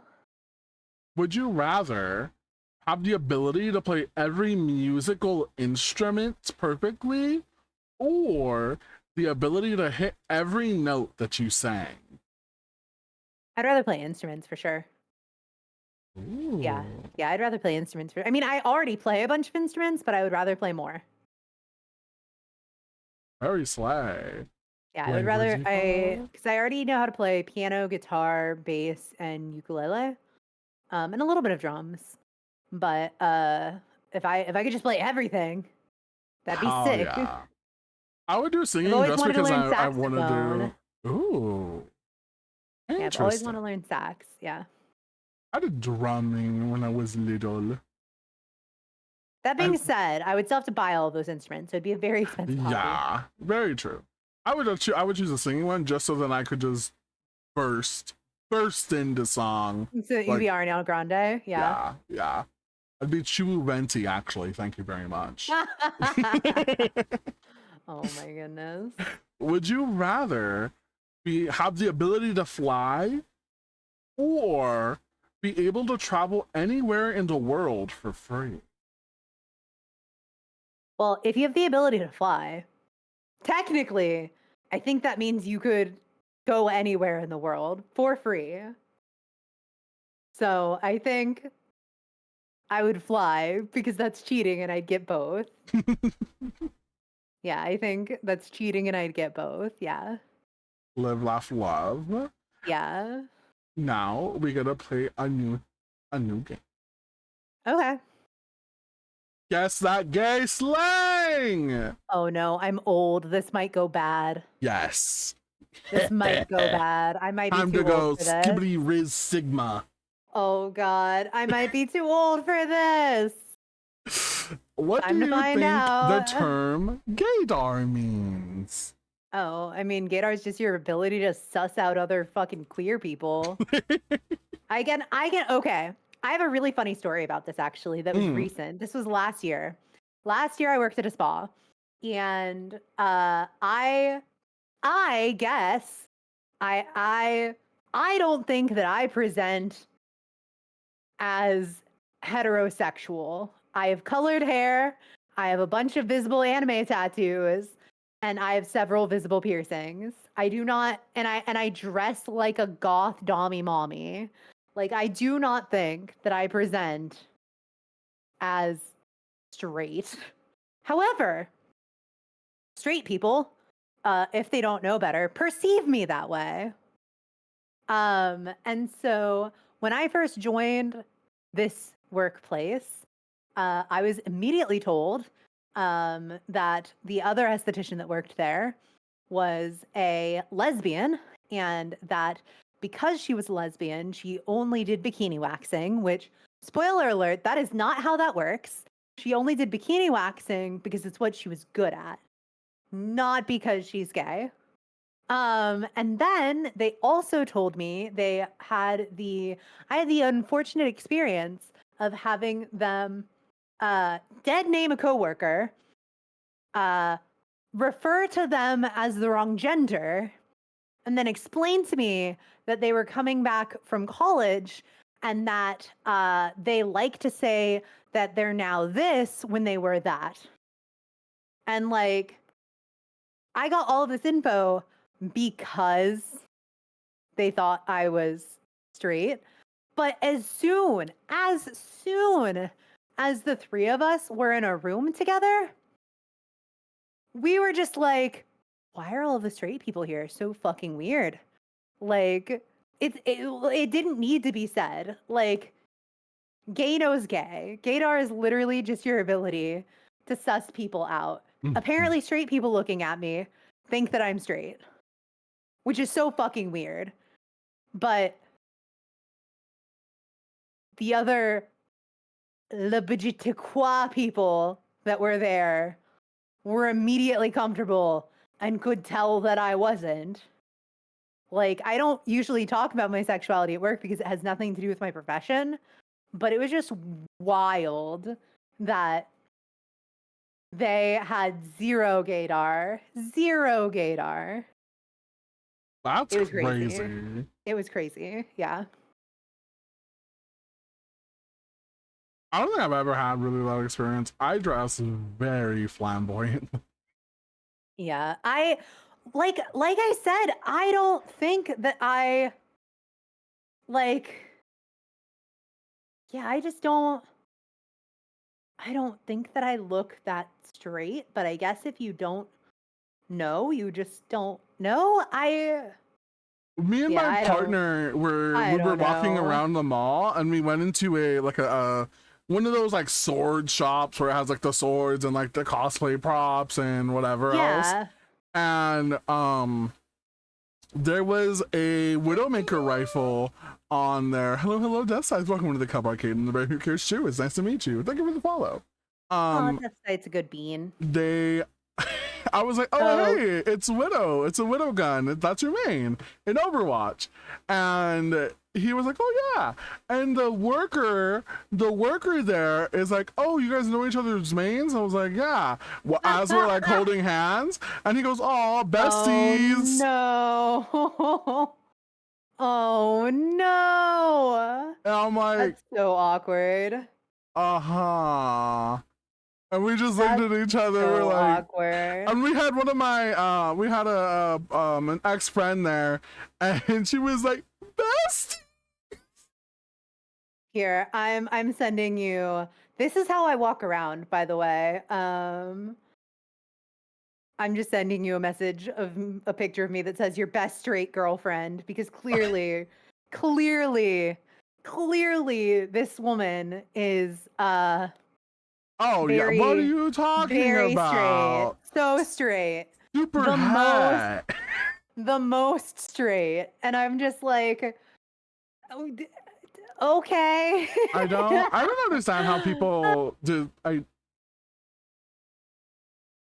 mean, I'm married to a man now. So like, I get it, but also that's a lot. That is a lot to assume just off of my current relationship. Mm-hmm. So it's and my current relationship it does not even have to be my only relationship. So like, you know, it's while I am in a straight relationship, I am still empowered to be in queer relationships if I so choose. Period. I walk around actively looking like I should be playing the Pink Pony Club 24/7. Yeah, no, I usually walk around looking like I'm gonna kick your ass. Yeah, no, I've seen cute pictures of you. You have really good like personal style, but it is very queer. It's very, very queer. Yeah, it's I love very that queer. Mine is very queer in the other direction. two different kinds of gays. Two different kinds of gays. Princess gays and leather daddy gays. I'm so pretty. Two different vibes. I would rather be intimidating looking than pretty looking. I like Not to being say that I'm not pastel. pretty, but I prefer to not be approached. If I want to do the approaching, I have no problems with that. So I like to look unapproachable. It's very funny because I have a little mixture of both because with my Crocs on, I'm 6'5". Oh shit. With my Crocs off, I'm 6'1". My partner is You have 6'2". 4-inch Crocs? Yeah, the platform Crocs I Jesus showed you. Christ. Yeah. Yeah, those are 4 inches. Oh my god. And you're just walking around in that shit? I just stomp. They don't even feel Jesus. like tall either. I'm just like, oh yeah, this is comfortable. Jesus. I That's love wild. it. I love it so much. It's so fun. That's wild. I would be 6 foot in those. That's wild. It's so Oh fun my too. goodness. I wore them to my Melanie Martinez concert, and my Yeah. fiance wore my black ones. So I was 6'5" and he was 6'7". Holy y'all are some big boys. I'm also like Jesus. 330, so I am big in every Yeah. way. I mean, my family's Polynesian, so like that's not uncommon. I am used to being around big people, but still, sheesh. Yeah, my best friend, who I typically like to like, we go many places together. She is 6'5", no shoes, Holy and she shit. likes to wear heels. I mean, pop off, queen. And so we'll go everywhere. Ew. I'm wearing my Crocs, and I'm like barely like almost as tall, and then she puts Yeah. on her she'll put on her heels, and she has to bend down to get through doors. Jesus. That's wild. Yeah, I have a lot of cousins that are in like the 6'4" plus club. Like it's not uncommon for Samoan people to be really big people. I like it. I like being tall, but also I like being the little spoon. So I mean, you have a bigger partner. exactly. Sheesh. I'm not gonna just be so small and delicate. Oh, I'm just so small.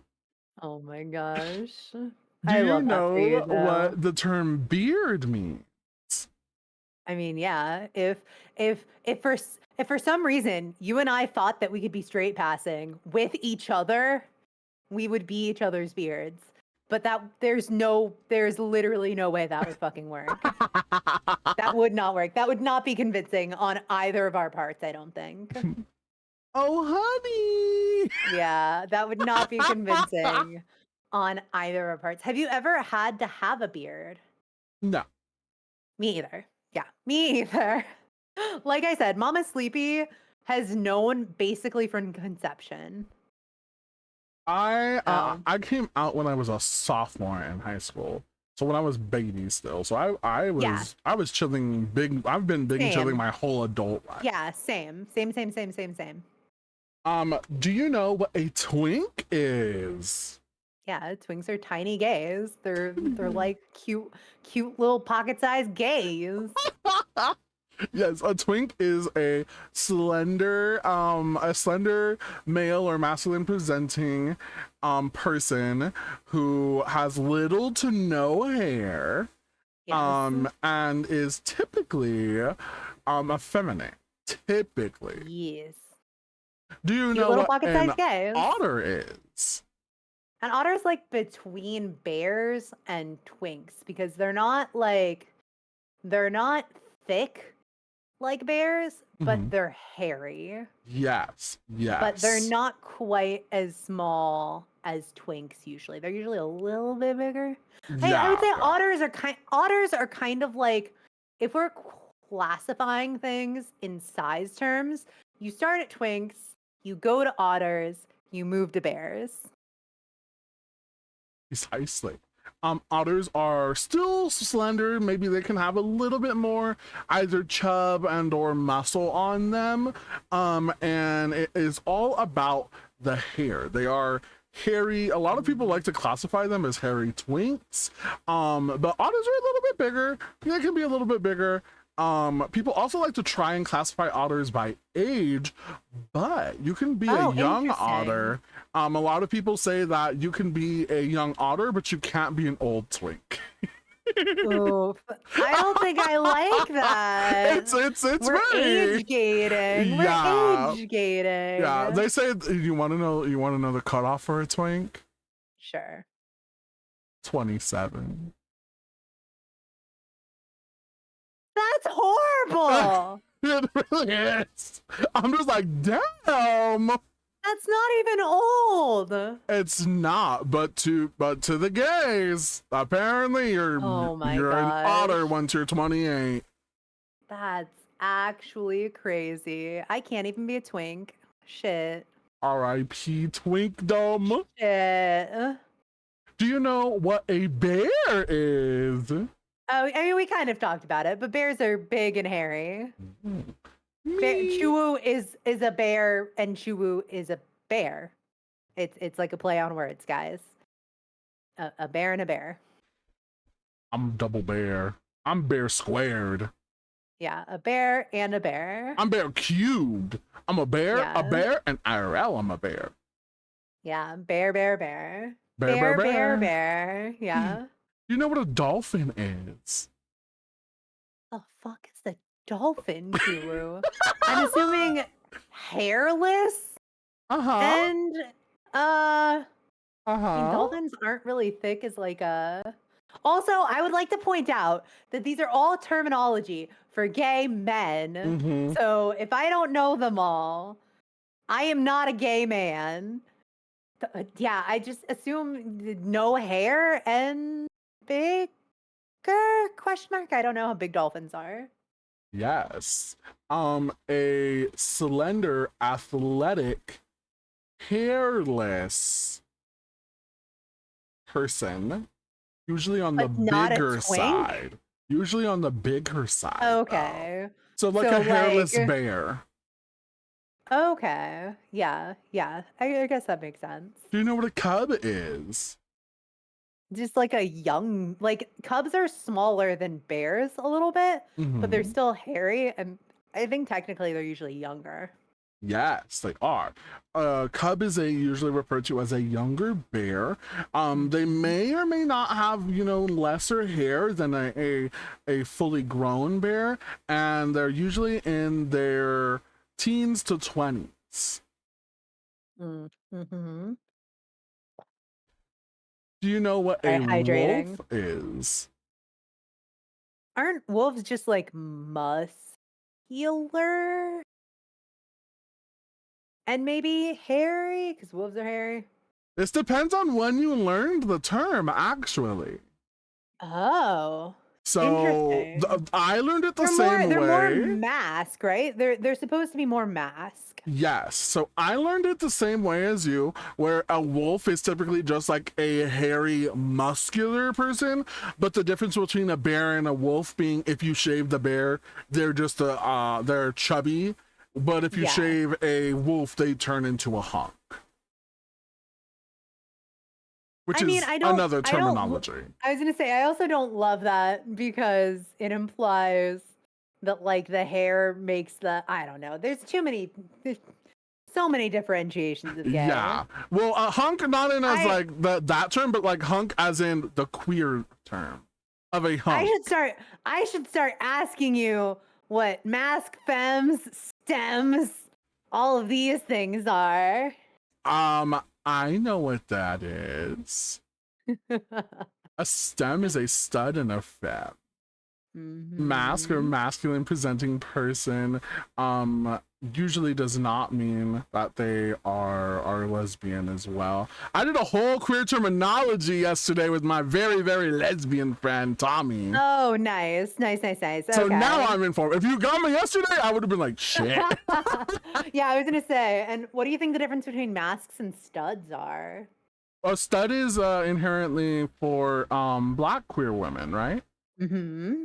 And mask is terminology for everyone. It is. That is correct. Hey! Snaps for Chuo. Hey! Snaps for Chuo. Look at that. Look at that. And I doubted you. I doubted you. I was like, these are all questions pertaining to very male presenting persons. Do you know what a fruit fly is? Aren't fruit flies women who like try to attract gay friends? Yes, they're also known as another word I cannot say on Twitch. Yeah. Yeah, my mom used to call herself that word Oh, back in the day. true Back in the honorary day. lesbian. I just learned my expressions. Do you know what gender fuck means? No, I don't think so. Gender fuck is someone whose gender expression is a political commentary on the conventional gender binary system. So when Interesting. I go out in what is perceived as feminine clothing, I am giving a gender fuck. Oh, yeah, like mind fuck, but Mhm. with your gender. Yeah. Okay, yeah, no, that checks out. Very slay, very slay. Do you know what the term othering means? Within the gay community specifically, or just like, Yeah, I mean, in it's a term in general, but I was it's gonna say widely learned. othering. Yeah. Othering is a way for people to make people feel as if they are different, and because they're different, they're less than. Mm-hmm. But I don't know if there's a differentiation between that and how it's used now in the gay community. No, it's the same. It's just Oh, it's okay, just been more yeah. popularized in the queer community. Oh, okay, then yeah. Do you know what the term outing someone is? Oh, I mean, yeah, you never want to do that. Hmm. People can come out on their own time, but when you out somebody, you are announcing their queerness before they are. Mm-hmm. Are you familiar with ballroom culture? Ballroom culture? Yeah, ballroom. No. Sleeping. What is this? Ballroom culture. Oh my. What am I missing? Oh my, like voguing at balls, giving the 10, serving realness. Yeah, no, I know what all of that is. I just didn't know ballroom culture. Yeah, it started in ballroom. Interesting. Yeah, and so do you know what a house is? Like a house?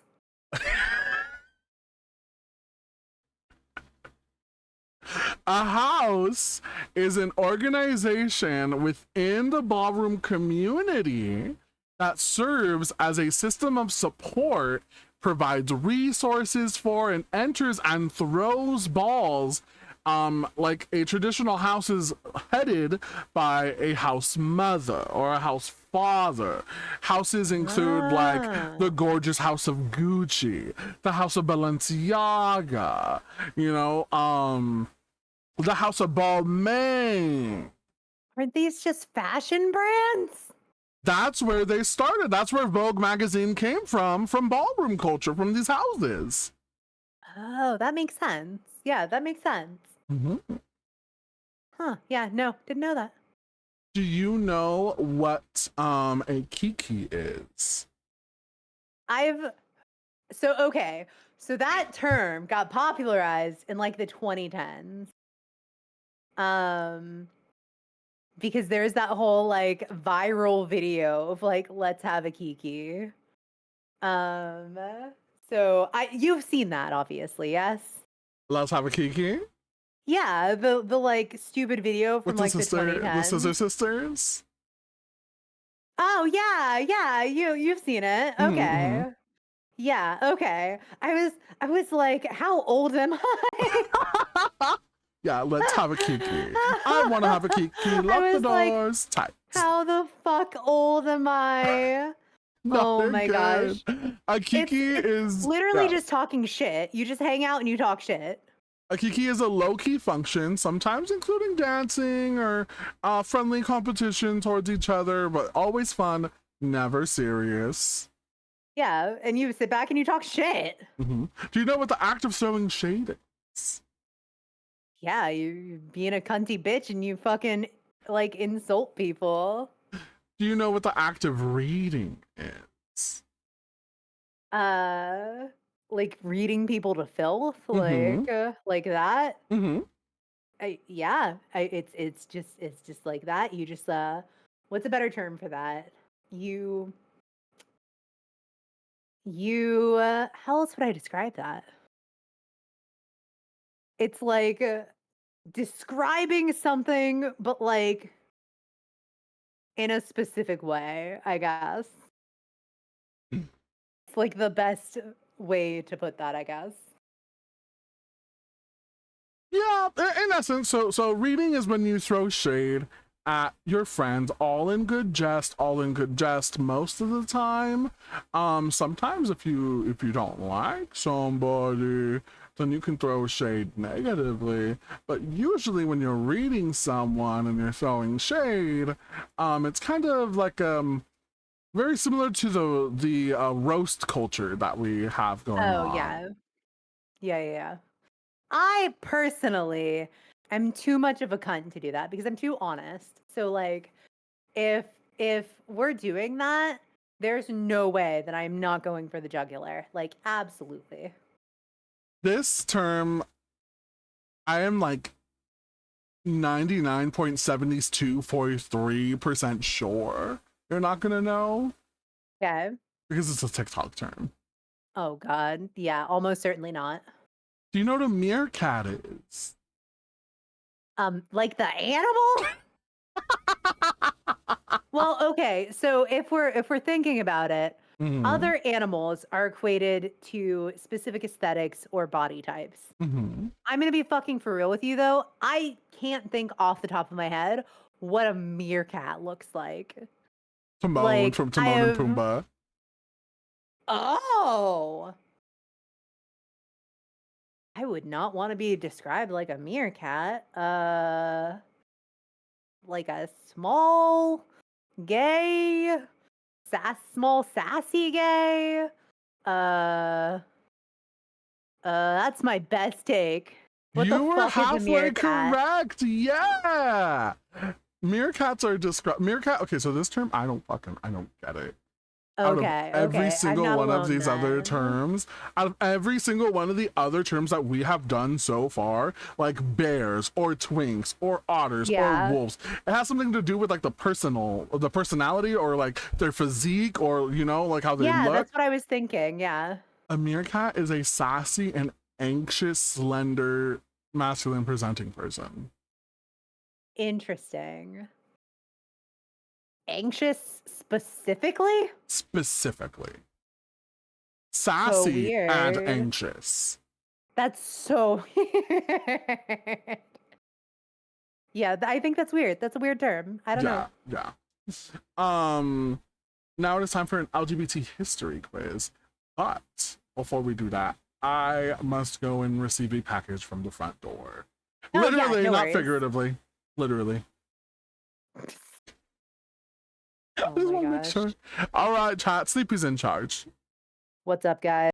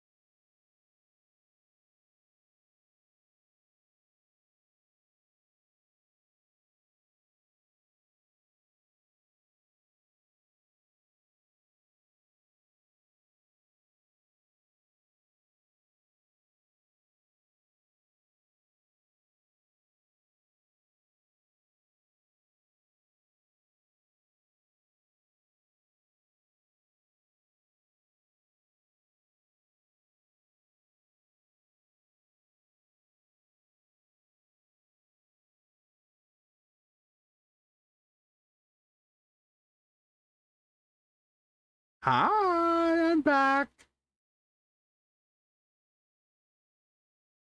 I see Nicholas made their way over to your stream.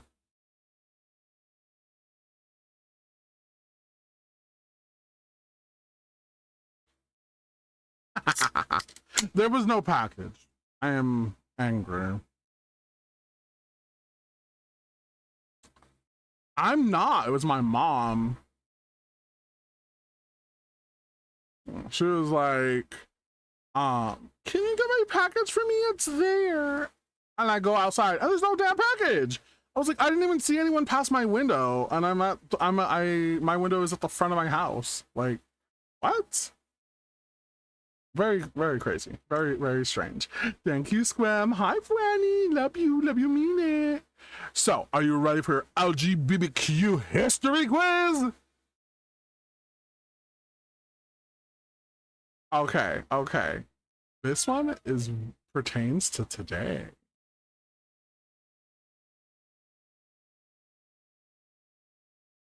When was Stonewall?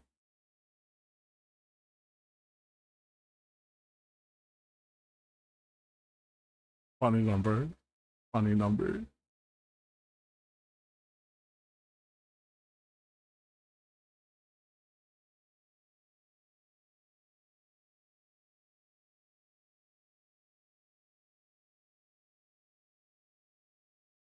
Oh, wait. 1 second.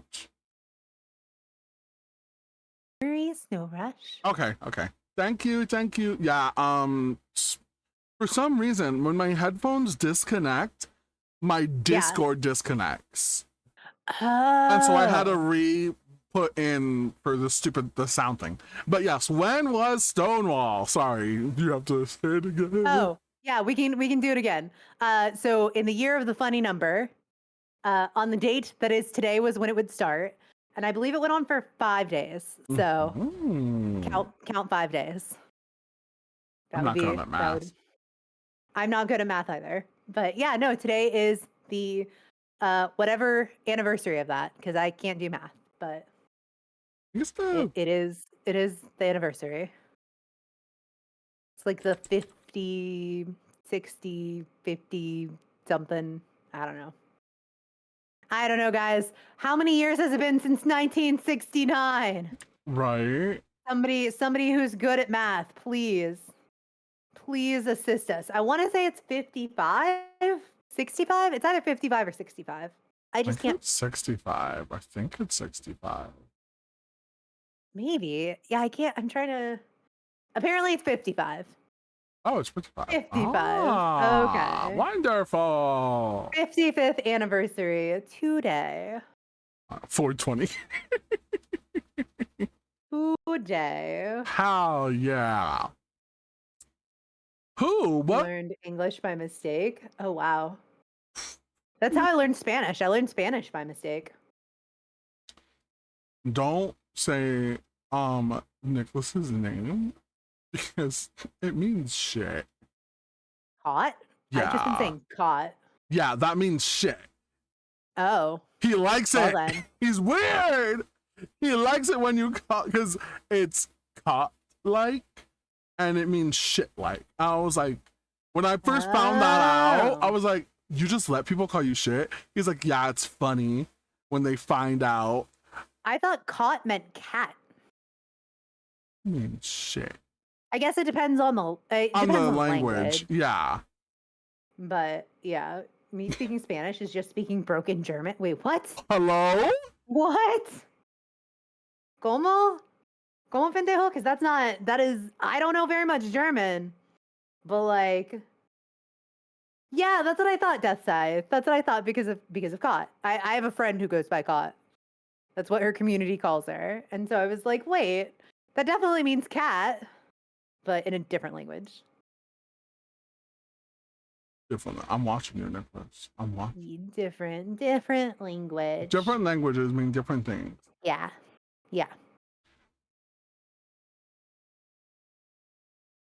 We have more history though. What else are you gonna hit me with? Who is Marsha P. Johnson? Oh, I actually mentioned this You earlier. did. I was like, I did. damn. Yeah, I jumped ahead, but Marsha P. Johnson is largely known for her trans rights activism and her involvement actually in the Stonewall riots, which we are remembering today as it is the anniversary. So that is the easy answer. That is the Yeah. easy answer. Yes. I wonder how many of these questions I've just already answered. Who is Sylvia Rivera? Who is who? Sorry. Sylvia Rivera. The name sounds familiar. Give me a second. The name sounds familiar. Jog my memory. Queer. Drag queen. I was gonna say, really, Latinx. really, Chuo, you're gonna start with queer on our day of talking about queerness? Stonewall. Like, are we really are we really gonna just start with this? Like, fuck me. Wait, what is everybody saying?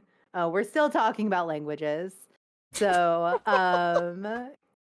yeah, wasn't Sylvia Rivera related to, not like related literally to Marsha P. Johnson, but if I remember, Sylvia is I know she's Latina. I can't remember if I think she's an islander, so she was either Dominican or Puerto Rican or something. Mhm. And I know that they were involved. They were friendly. And she was also involved in the day that we are celebrating. Sounds like such a strange word. It does. Um, It does. all things considered, but also not. I don't know. I think we can say it. I think we can say celebrate it. Remembering. Yeah. Remembering. Yeah, she was another transgender rights activist largely. She was mostly on the East Coast, I believe.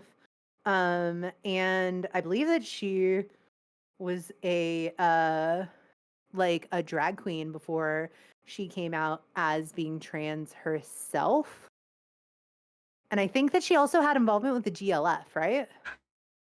Yes. Yes. Am I correct? Yes, Am I remembering things correct? are. Okay, fantastic. Very slay.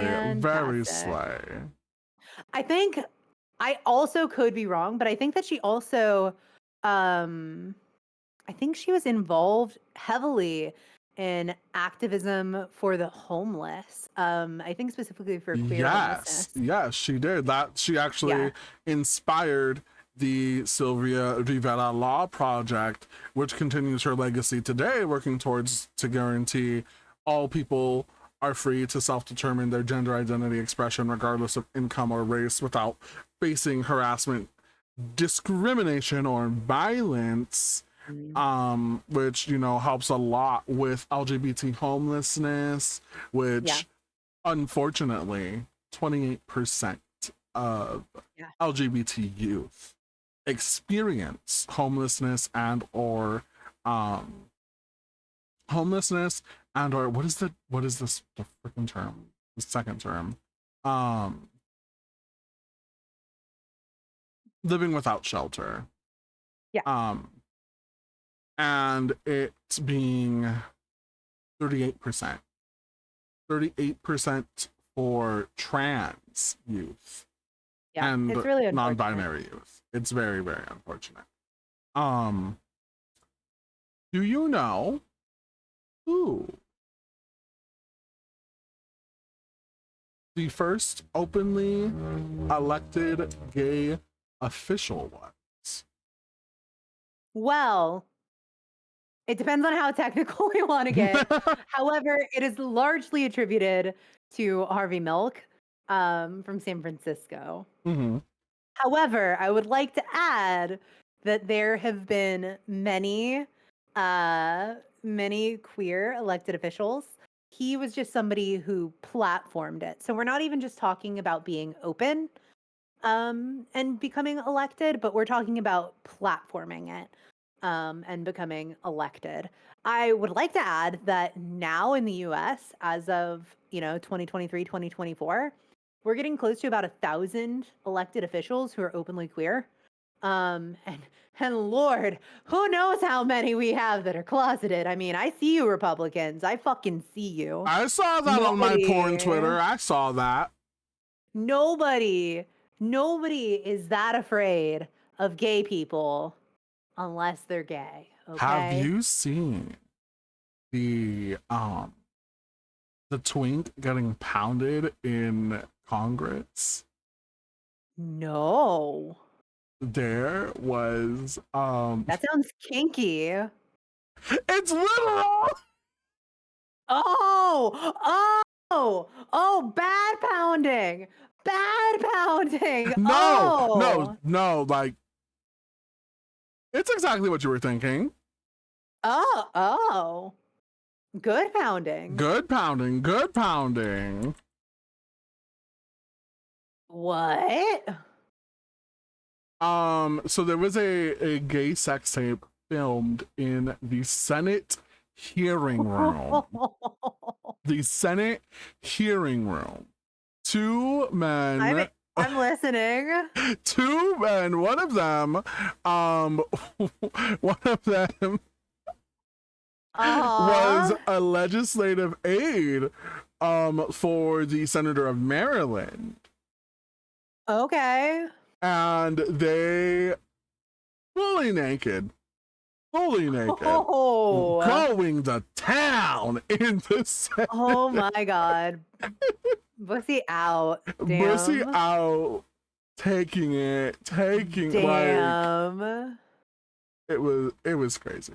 It was very crazy. Yeah, that's wild. That's fucking wild. I'm assuming he lost his job. Oh yeah, both of them did. Yeah. Both of them did. Oh yeah. Sounds like my type of man. Oh my gosh. That's fucking wild. Oh my goodness. But so moving on from our little history lesson. Given the origin of Pride, how do you feel about modern day celebrations? I don't know.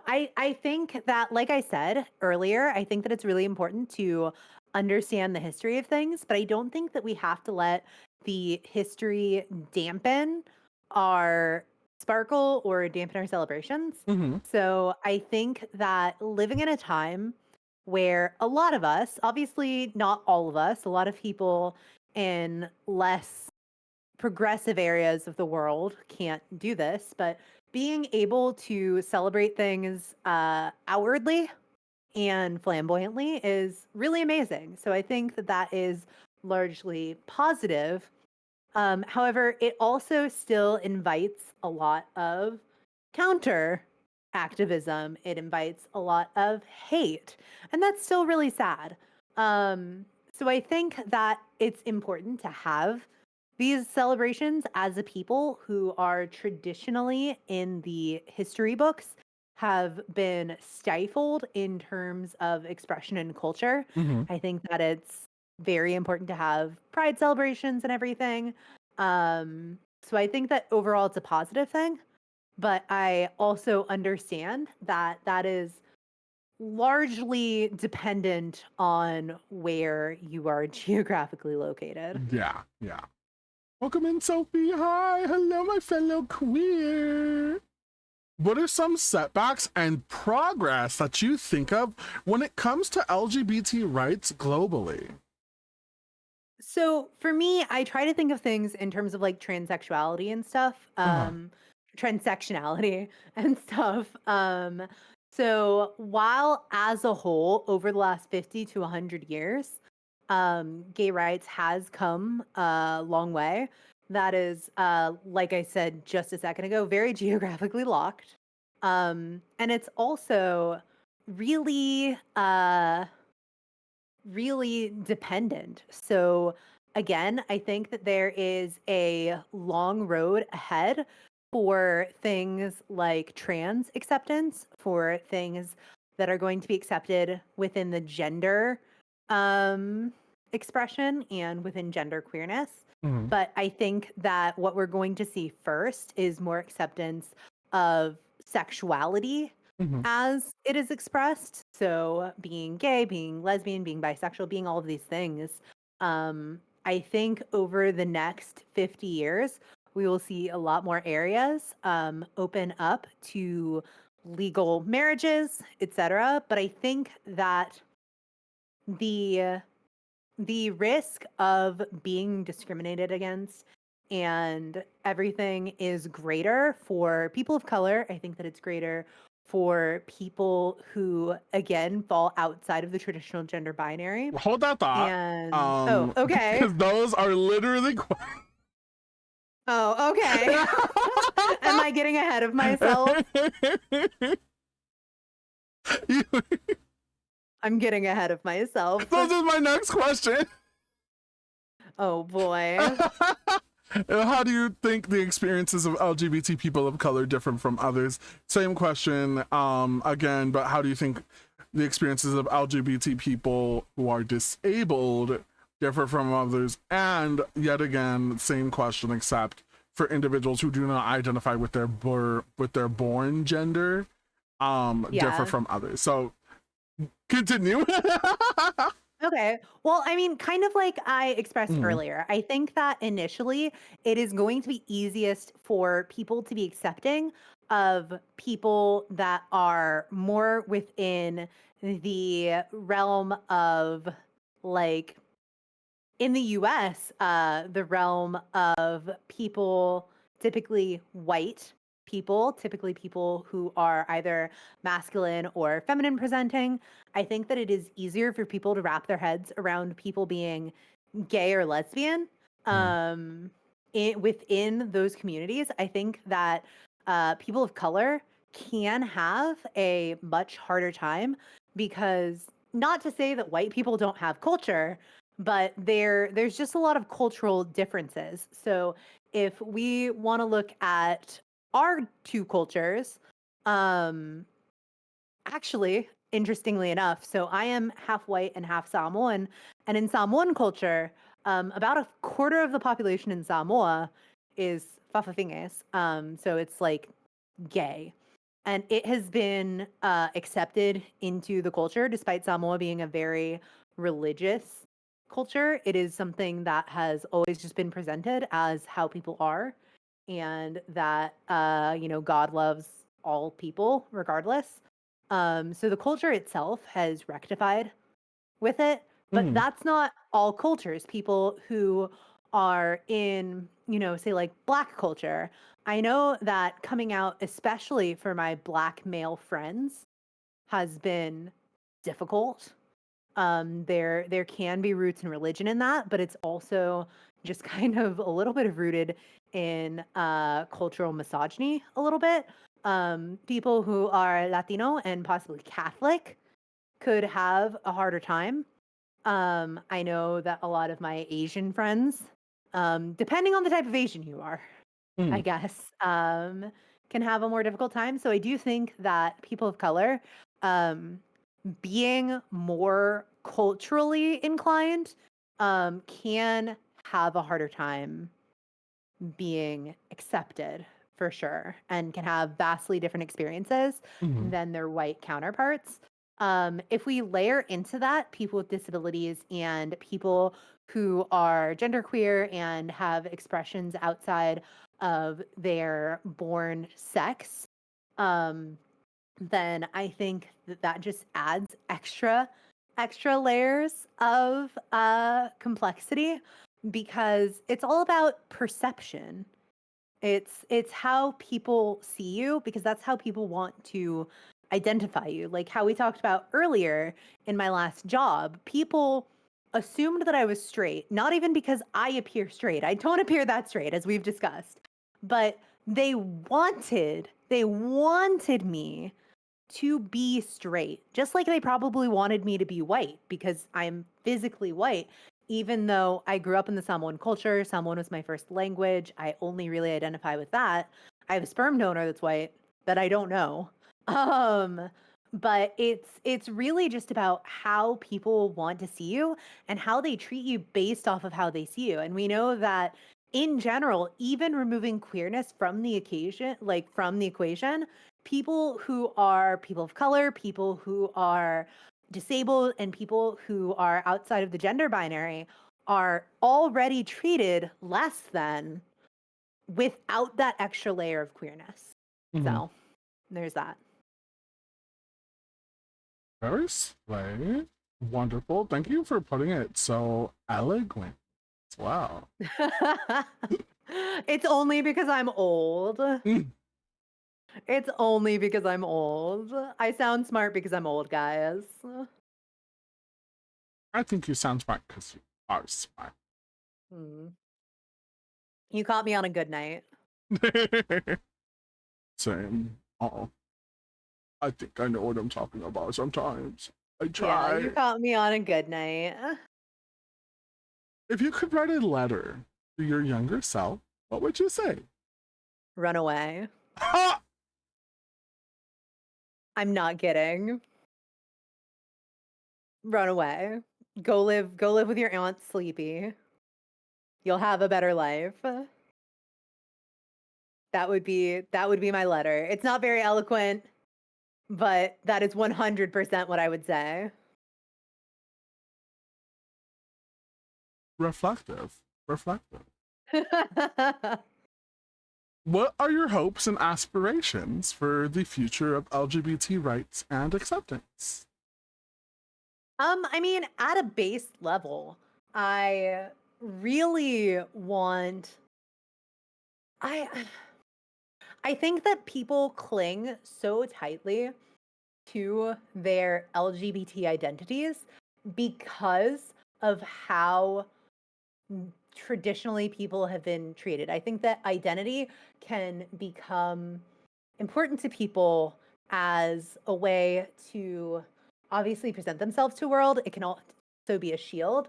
Honestly, I kind of hope that one day we don't feel the need to just openly identify. I think that getting to a point in society where other identities than like cis and straight are so accepted that you don't have to say that you're not cis or straight would be obviously huge, because right now default is heteronormativity. So if we could get to a point in the future where there is no heteronormativity and everything is accepted and people aren't making assumptions, then I think that that would be like the ultimate level of understanding and acceptance. I like that. I like that. Yeah. What challenges have you faced as an LGBT person and how have you overcome them? Um, so like I have not lived a life where I've faced a lot of challenges specifically Mhm. for being LGBT. I've definitely had my fair bit of biphobia for I guess here's a fun fact. Before I identified as bi, I genuinely thought that I was a lesbian. Like I genuinely all throughout high school and a little bit into college, I only dated women. I only had sex with women. And then um even when I did end up having my first boyfriend, I justified it because I was like, well, this is my first boyfriend, but first they were my girlfriend. So like so then I was like, well, but I didn't really like them because they were a woman and I stayed with them through the transition. So like then I started being like, oh, well, it was just them. I'm not bi. It was just them.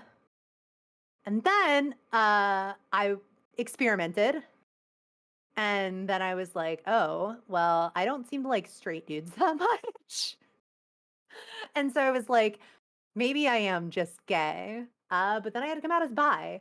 But I have not faced what I would consider to be adversity as a bisexual woman. The Mhm. worst thing that I've ever faced is, back in like the 2000s and the early 2010s and stuff, there was a lot of biphobia and a lot of people who wouldn't date you if you were bi, or who, like I said earlier, called you greedy or slutty or unfaithful. And like I said, I'm a greedy slut, but it has nothing to do with being bi. I was a greedy slut when I thought I was just a lesbian. So, like, unrelated. But yeah, I've been very privileged to where I have not had to face adversity as somebody with a very supportive family unit, and friends. But that would be the only thing even close to a challenge. If anything, now is more challenging that I am married in a heterosexual relationship, because a lot of people will deny my bisexuality as if marrying a man just like completely dissolves my attraction to women, Mhm. which is not how that works in the least. Not even a little bit. How has your identity shaped your view of the world and your place in it? Honestly, I wouldn't say that my queer identity has. Like, again, being a bisexual woman that I guess is straight passing, if you know nothing, um, it really has not impacted my place in the world, because in a lot of aspects I don't talk about it. So like, for example, when I was talking about work earlier, all my coworkers knew was that I was married. They didn't need to know anything else. And so because of that, I haven't really been treated in any way that would really shape my view of the world in that way. If Mhm. anything, I would say that the greatest aspect of shaping my worldview and queerness is that my mom, from a very young age, always told me, because culturally, again, Samoan people are very accepting. She always told me, it's sleepy, it's fine if you're gay. We had a roommate who was both gay and HIV positive, and I knew Mhm. that he was both. And he became our roommate when I was 7, and it was never brought up as anything other than just that. It's just things that I guess I needed to know he was gay because he brought his partner around, which wasn't a big deal. And they talked to me about him being HIV positive so that I could understand it, because in school, in sexual education, they treat HIV like a death sentence. And it used to be that way maybe in the 80s, but even in like the late 90s and early 2000s when I was growing up, it was not at that point. It was no, like, this man is in his 50s or 60s at this point, married with 4 adopted children and is thriving. Like, so I think that what shaped my queer view more than anything is just having like the background set for me that there's no differentiation between queer people and non-queer people, and that everybody is a human being that needs to be treated with dignity and respect. So I think Mama Sleepy did a really good job in that respect. Mhm. What does pride mean to you? um and that's interesting, because i I would say pride is just unapologetically being yourself. Yeah, it's just kind of unapologetically being yourself and having the courage to be open about it. Mhm. I could easily have never mentioned my bisexuality, and everybody just knows that I'm married to Mr. Sleepy. But I think that it is sometimes important to talk about these things and to create that visibility for other people so that they can see you, and so that they can maybe also feel seen. It's the issue of representation, you know? Mhm. How do you envision the LGBTQ plus community evolving within the next decade? Interesting. Hopefully I hopefully I'll see more acceptance within the community. I think that a lot of the community uh kind of has cliques within themselves. You know, Mhm. like a lot of lesbians hang out with other lesbians, a lot of gay men hang out with other gay men, and that sort of thing. So I would like to see more. I guess I would like to see less segregation between everybody and more community involvement amongst all of the letters of the LGBT. I think that could be a lot to ask for because there is a lot of inherent biphobia, inherent transphobia, even within the community. Mhm. And so I know that that can be difficult, but that would be my hope over the next decade is that people really learn to accept and understand each other. I think that's a really good starting point. Are there any misconceptions about LGBT people that you encounter often?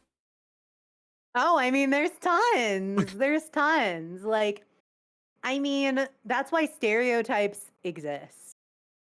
Like, I could sit here and I could go over all of the stereotypes that you guys already know about. But like literally that is why stereotypes exist. And I think that in general, people are people and you can't just stick people in a box. It doesn't it doesn't work that way. Not all gay men are princesses like Chuwu. You know, not all bi women are sluts like Sleepy. Like we can't classify people in such simplistic terms. Period. Yeah, period. What is the most difficult conversation that you have had to have about your identity? Oh, this is easy. My second coming out was horrible. My second coming out was absolutely awful. Mama Sleepy was so on board for me being gay. She was so on board. I went through all of high school, a portion of college, only bringing girls home, only dating girls. The second I introduced her to a boyfriend, the second I did that, she was like, "Was it all a lie?" And I'm like, "What?" And she's like, "Sleepy, was it all a lie?" And I'm like, "Mom, what are you asking?" And she's like, "I let you stay over at boys' houses when you were younger because you didn't like boys. Was that all a lie?" And I was like, Mom, are you really asking me what I think you're asking me right now?" And she's like, "I don't know, am I?" And I'm like, "Because it sounds like you're asking me if I was getting railed by all of my guy friends as a teenager." And then, of course, she's like, "Oh, I would never ask that." And I was like, "Really? Really? Really? Because that sounds like what you're asking." Um, and she was like, "Sleepy, you can't just say that. You can't talk like that to your mother." And I was like, Mom, you're the one who brought it up." But the answer was no. It was not all a lie. It was not all a lie. But yeah, that was the most awkward and difficult conversation because she just didn't understand. When fact of the matter is teenage boys are fucking disgusting. So like it I was know. I understandable was that I one. didn't yeah, it's understandable that I was uninterested in dating teenage boys. Like I think that's pretty fucking understandable. But yeah, easily the weirdest and most difficult conversation because my mom was basically asking me if I had a train run on me in high school because I like lied to her or something when that was not the case at all. Hmm. Not the case at all. Have you ever handled discrimination for being LGBT? And if you haven't, have you seen it out in the world and how did you handle it then? Oh, I have a bad story for this. I have two bad. Okay. Do you want a mildly bad story or do you want a really bad story? I guess. Whichever one you're more comfortable sharing.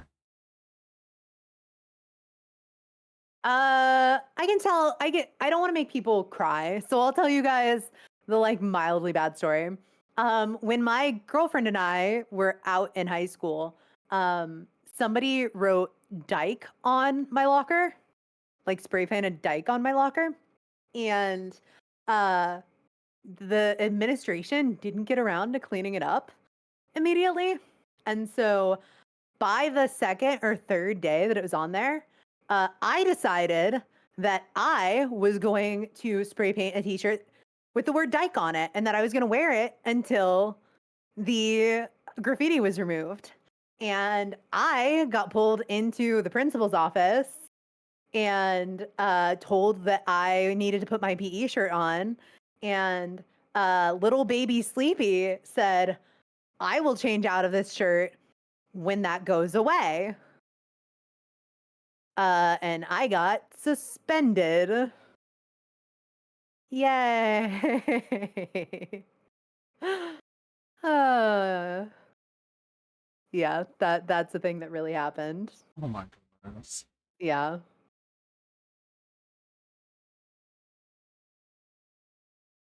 I'm glad that you stood up for it, but also that's so stupid. What the hell? I just don't understand why. I mean, so in fairness, being from LA, like my high school had over 5,000 students.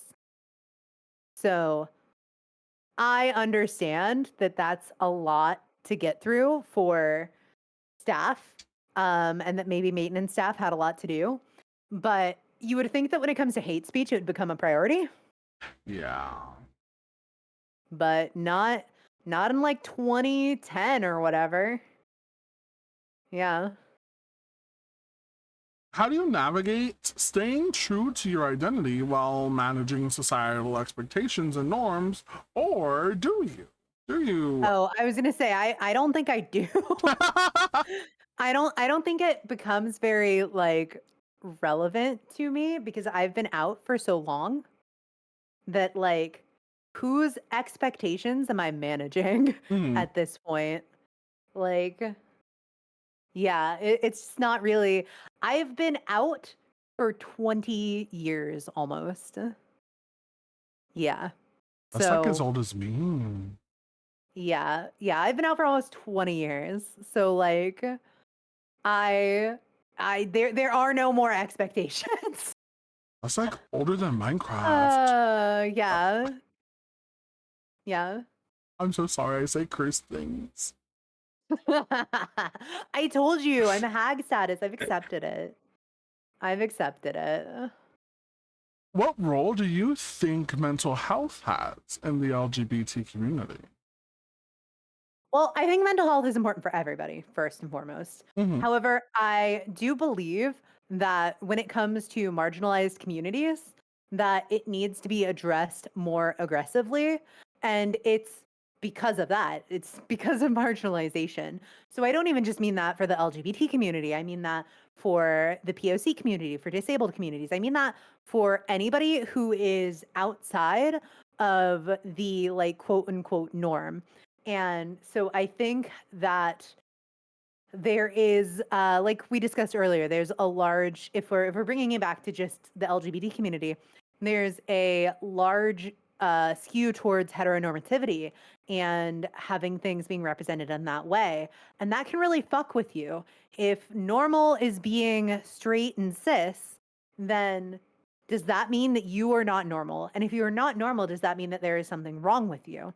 And so having to internalize all of this and having to get through it is, I believe, more difficult, obviously, again, for people in marginalized groups.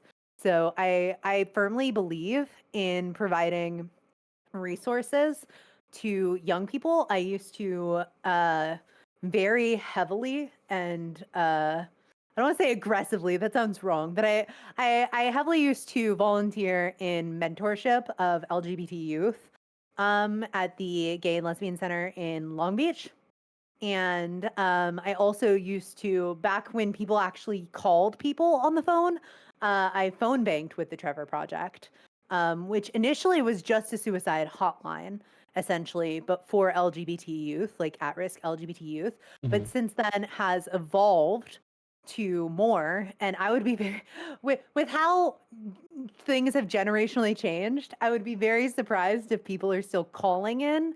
I think it's probably more common that people are texting, people are messaging, people are, reaching out in other ways. Mhm. But yeah, no, I think that it's really, really important to have and provide resources for mental health in LGBT youth. Love that. I love that. Thank you for being such a strong advocate and for slaying. Yes. It's all Mama Sleepy for as much shit as I give her, like she really, really did set the tone for being accepting and understanding and being somebody who is able to be there for other people.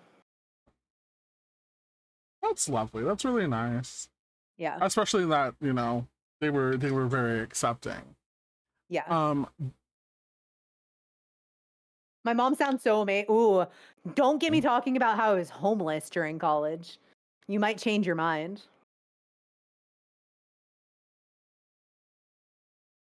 and I Might hope and I change your mind, hope. Death Scythe. Yeah. Might change your mind.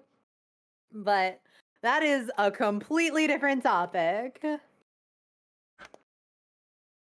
Have you ever dealt with internalized homophobia or transphobia or biphobia? Never. But again, I just attribute that to like being raised incredibly open-minded in a Mm-hmm. progressive area, being from Los Angeles with Mm-hmm. a progressive family. So I have not once ever struggled with it. Literally the conversation when my girlfriend at the time came out to me as trans um was, she sat me down and she's been like, "Well, I've been feeling some type of way for a while." And I was just like, "Okay, what type of way?" And then he started opening up to me and telling me and was like, I and you guys have to remember. So like I was in college like 10 years ago. So while there's been a huge, like massive, massive, like influx in trans representation in the last 10 years, back in like 2013, 2014, there was not that. So coming out as trans 10 years ago was a lot scarier than it is now. And my I think my exact reaction was, "Oh, well, I've never dated a man before, but I guess I could try." That was that was my reaction. I was just like, "Yeah, I mean, this sounds like a lot and I'm here to like support you in any way that I can." And we can figure out how to get you resources and stuff because again, like resources back 10 years ago, more scarce, all of that. And yeah, I was like, does this make me bi? Which I didn't really have a problem with. I just didn't think I was. Hmm, I see. I just dropped something I can't find. God Oh damn it. no. Oh my goodness. Um,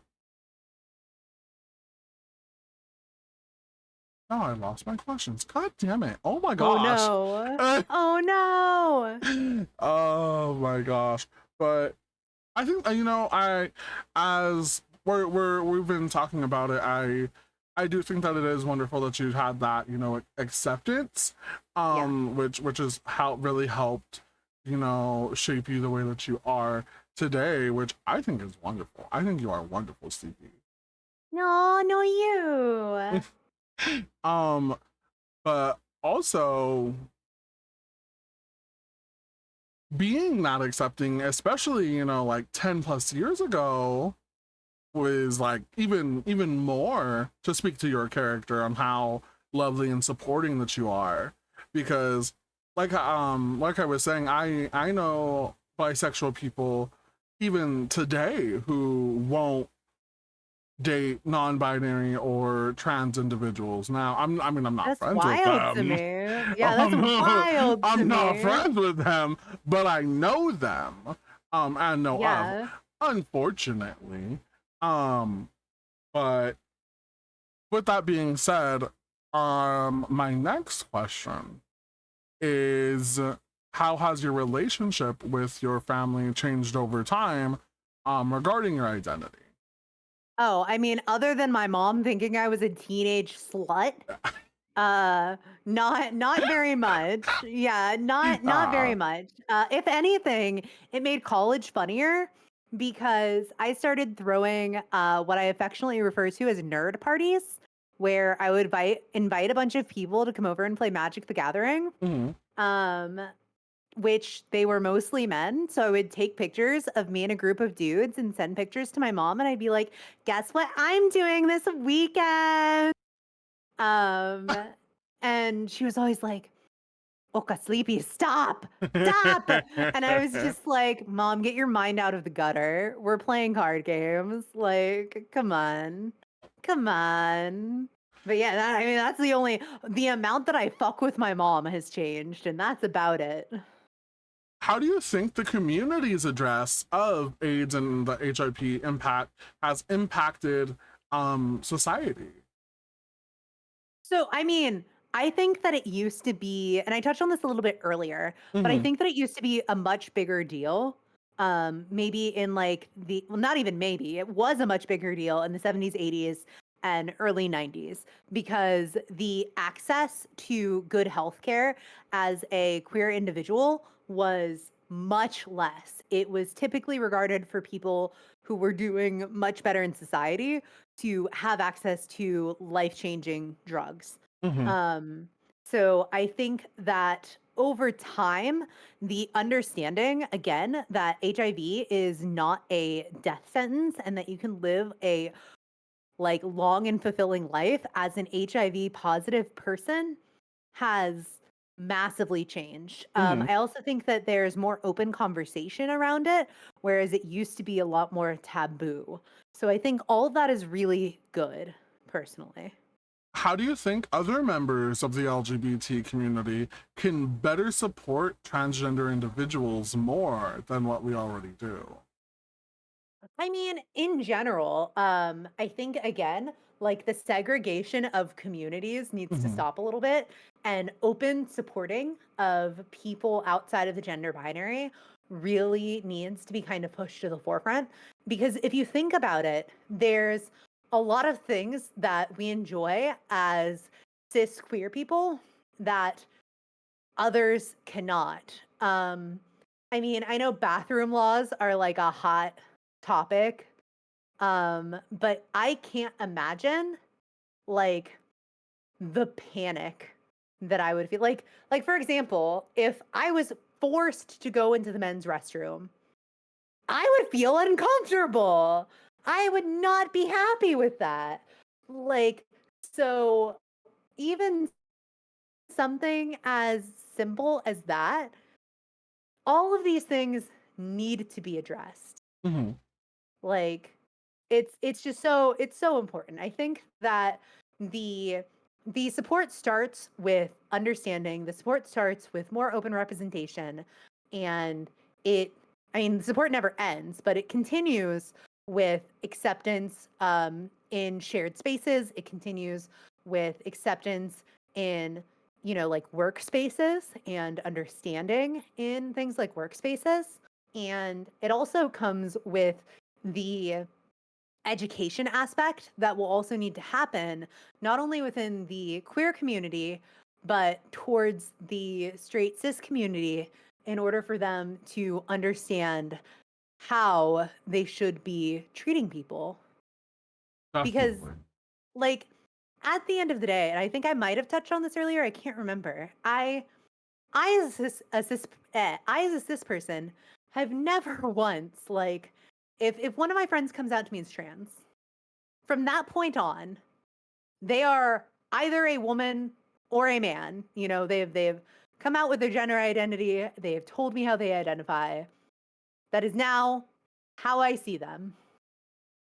I don't classify it as, in my mind as like this is my trans man friend or my trans female friend. Hmm.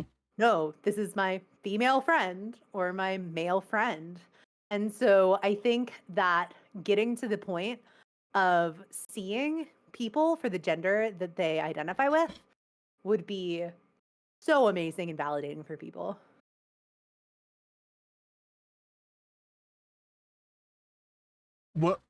What are some issues that you think LGBT youth of today face versus LGBT youth of yesterday faced?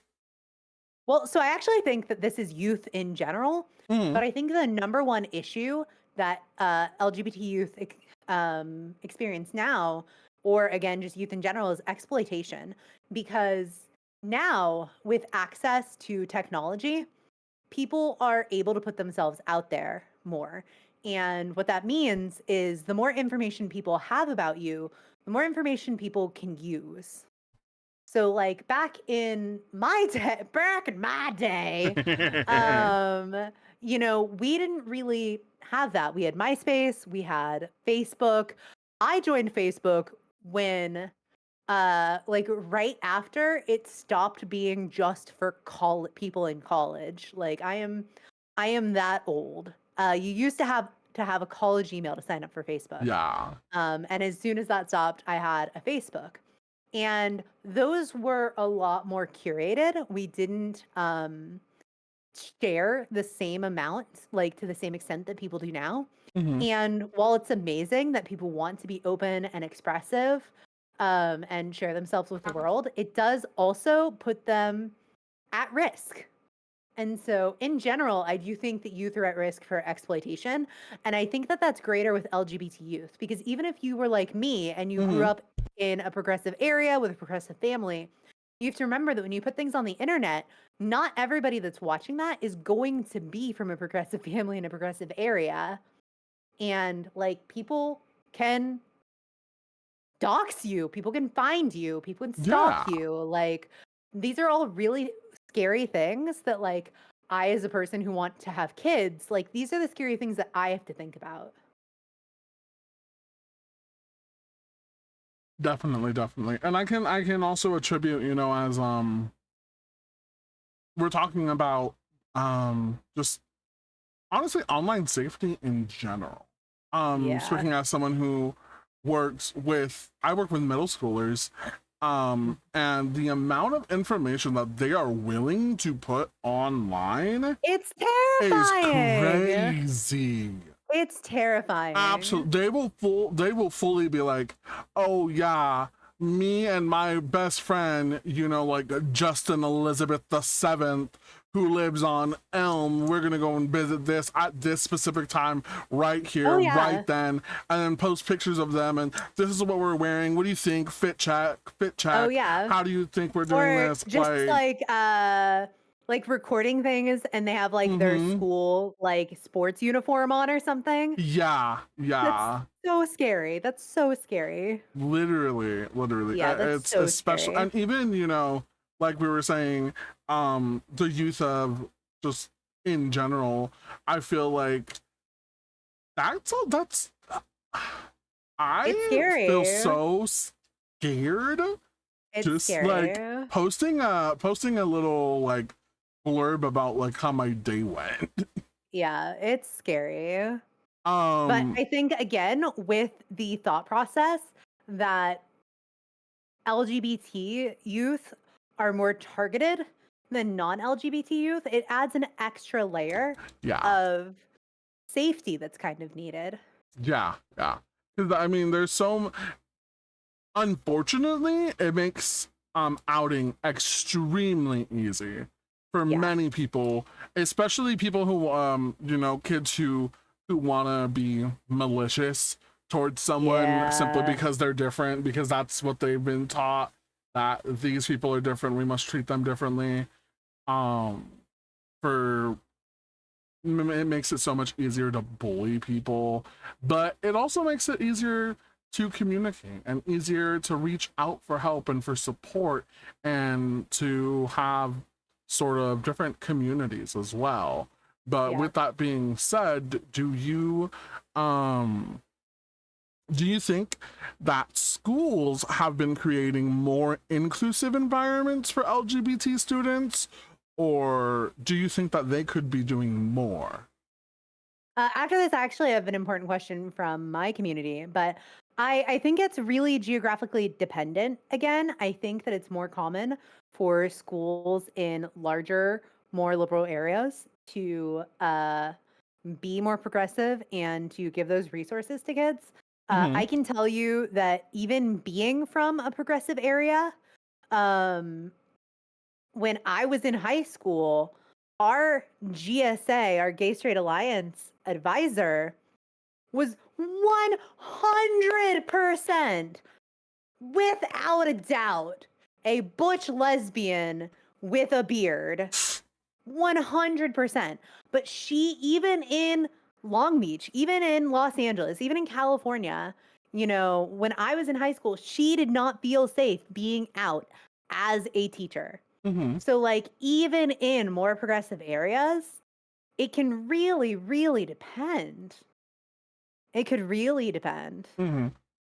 But I think that we are shifting towards more inclusivity. But again, I also think that that's conditional. I Mm-hmm. think that it's easier for people to accept people who are in the LGB, and it's harder for people to understand anything past that. Mm-hmm. And Hades, to answer your question, uh, doctors actually don't. This is actually a scientific answer. Doctors don't talk to you about the gender of your baby. They talk to you about the biological sex of your baby. But typically they do offer to let you know if you are having a male or a female biological child, typically. Mm-hmm. Um, but yeah, so that's the biological sex, which is different than the gender. Like Gender. if I hardly know her. yeah, like if we're lucky enough to be parents, we're going to and hi guys. I'm not ignoring you, by the way. I'm just doing a collab. Um yeah, like if we get the opportunity to be parents, we're going to do the best we can to raise a child that is like pretty like gender neutral. Like we don't really believe in gender roles. We don't really believe in like pushing. If we have like a boy, we're not gonna like push him to play football and get him like cringy like baby onesies that say like ladies man or Ladies, anything like man. that. Like Watch out, yeah. girls. Like Yeah. if we have a biologically male child that wants to wear like dresses, that's fine. If we have a biologically female child that wants to, I don't know, what's it's a like gender norms are honestly much more strict on like male presenting people, so it's hard to find like a female equivalent. But I guess if we have a fucking daughter that wants to play football, sure. Like it's whatever. We're very like open-minded and not interested in like gender as a construct to who our kid could be if we were lucky enough to be parents. Gender's a construct. Tear it apart. Better than fiction, better than art. Yeah. So that's that to answer your question, Hades, that's the answer.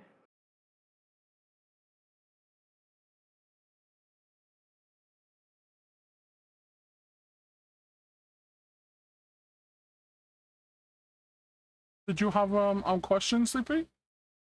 No, I was just answering that. Now we are good to resume, my Oh, okay, dude. okay, okay.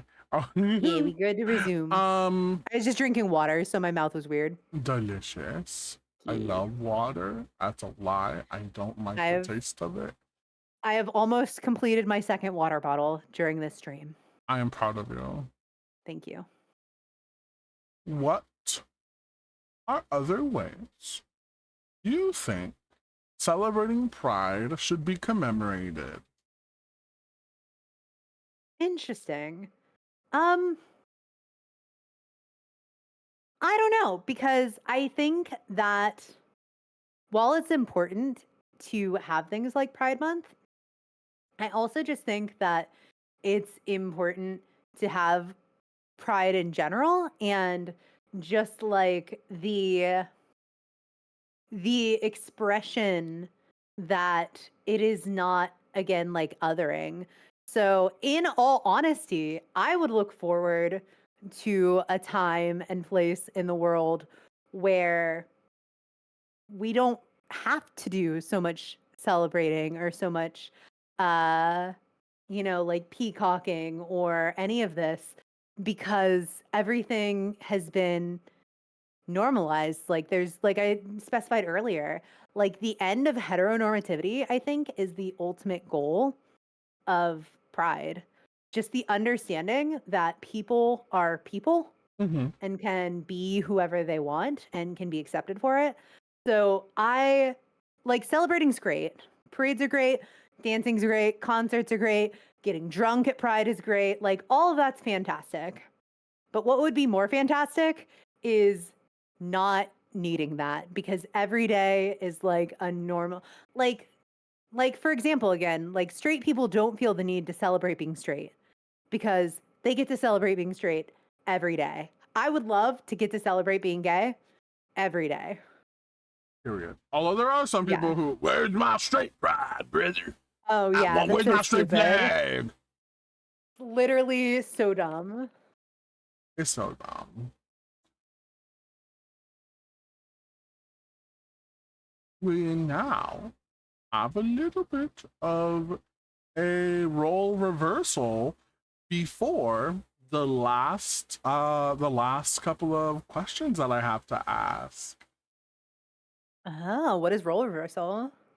Um, Do you get to be the leather daddy and I get to be the princess? Yes, Yeah. precisely. Here, let me. I got you. I got you. Uh, my undies! oh, your undies. Your undies. Oh my god, my undies were Your showing. undies. How Okay, here. embarrassing! Here, we can match. Give me 1 sec and I'll get us to match. I am not here. stinky. Well, we'll get us to match. Oh, We'll get us oh to my match. gosh. Yeah. Magical. Now we match. Now we match. We slay. I love. Yeah, I now we live. match. Now. We're both sparkly and purple. Bounce, bounce, bounce, bounce. I didn't know this, but apparently my pee-pee has jiggle physics. How did you not notice? I've noticed. I didn't know that. I've noticed.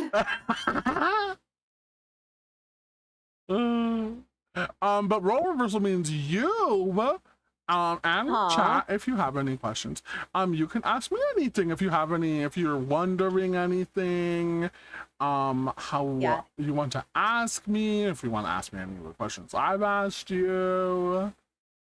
Hades, you can refund that. I'm not changing into goth girlfriend Sleepy when I literally just changed into goddess Sleepy. I'm not doing it. I'm not doing it. I wanted to match Chuo. You're a mod. Refund yourself. So okay. So I want to know your coming out story. Did you have to come out, or did your family kind of know? So it's a little both. Okay. So on Facebook, there's groups that you can join. And I didn't know that it recommended those groups to other people. Oh. So when I was in like gay bears and gay teens on Facebook, you accidentally outed yourself. I did. Oh my gosh. You accidentally outed yourself. I did. And my mom was like, what is this? And I was like, oh shit, here we go. Oh my gosh. So, okay, second question is, I basically realized I was gay when I realized I was obsessed with my best friend. And I was like, I don't know that you can be in love with somebody when you're in grade school, but I was like in love with her as you can be at like the age of 9. Mm-hmm. When did you specifically remember like having that aha moment where you were like, damn, okay, I like men? Well, I always knew that I was different, but I didn't really know a term for it. I didn't really know what I was. but I always knew that I was very, very different from a lot of different people. Maybe that's just because I'm also weird as all holy hell. Okay. I was the weird little one. In grade school, I was always the one who was very eccentric. But I always kind of had like that feeling that I did like boys. Yeah. But I never really had like an aha moment until I really like learned the phrase of gay, which is when it was being Okay. used against me. Oh. And I was just like, oh wait, yeah. Oh wait, I kind of fuck with that. I was like, oh wait, but this is bad? So were you just never passing is what you're saying? No. I was a gay as shit little kid. You saw me and you As were like, oh, yeah. they're limp wristed. Like, oh honey, we know. Oh my Oh my goodness. I would gosh. play dress up with my little girly friends. I would skip. What they put me in Oh my baseball, and I god. used to pick flowers in the outfield. Yeah, I have something funny to admit about being like a gay little child. Mhm. I got my first undercut at like 10 years old. I got my first undercut at Oh like 10 my years old. And if god. that wasn't a fucking sign, if that wasn't a fucking sign, like here we are. That's a mood. Here we It was are. really it was not funny, but like kind of strange. I was really, really good at sports. I Um mean, as a gigantic human being, that makes sense. I was really good at football. I was pretty good at baseball too when I wasn't picking Okay. when I wasn't picking flowers on the outfield. Oh my gosh. I was really good at sports. I did baseball when I was younger, then I transitioned into football. And I was a bit of a heftier kid, so we got into a league that so many people know like Pop Warner football, which is Yeah. based on weight. I was hefty. They were gonna put me as an elementary school kid. They were gonna put me with like nearly high school aged kids because I Oh yeah, was I mean, chunky. that was pretty common for like my cousins too, because again, like Yeah. Polynesian people are big. But we found a league, AAU, that does it purely based on your age, similarly to high school. And what Okay. was actually kind of funny is that there was a lot of big kids there too. We also Oh. had some scrawnier kids too, which it was like a big mix, and it worked pretty well, honestly. I think there was only one time I remember an injury, which it happened with me because I'm so big and I'm a little Oh. clumsy and I fell on one of the kids. Oh shit. Oh no. I fell on like who was it? So I was a lineman. I was a big old boy, Yeah, that makes sense. and it was one of our. We were doing. I was on defense, and I went and I fell on our quarterback. Who Oh was this shit. scrawny white boy? Oh no. He was so And then he scrawny, died. and he And like then he cried. died. He cried, Oh my gosh. and I was like, I "Whoops." oh, I've never like fallen on somebody playing sports, but I God, this is such a fucking stereotype, but I played both softball and field hockey. Ooh. And I definitely sticked some girls in field hockey, both in like the haha tee tongue in cheek way and in like the actual being a cunt in the game way. That's a man. So I did I've wrestling too. definitely I went to state for wrestling. I almost went to oh university for wow. wrestling. I was gonna wrestle for my college, which is a D1 wrestling school. Oh shit. All Um, right. and they were happy to have me on their team, but a little bit of a fucked up moment in my life. Uh-oh. So in college, there's 195s and there's heavyweights. And Okay. I was in the middle of it. So I would have had to either go down to 95 or bulk up to heavies. And there was a Okay, yeah. person who also went there who I knew him and I had beaten him 4 times. Nice. All times Okay. with pins, just straight up. I was the better wrestler. I beat them multiple times.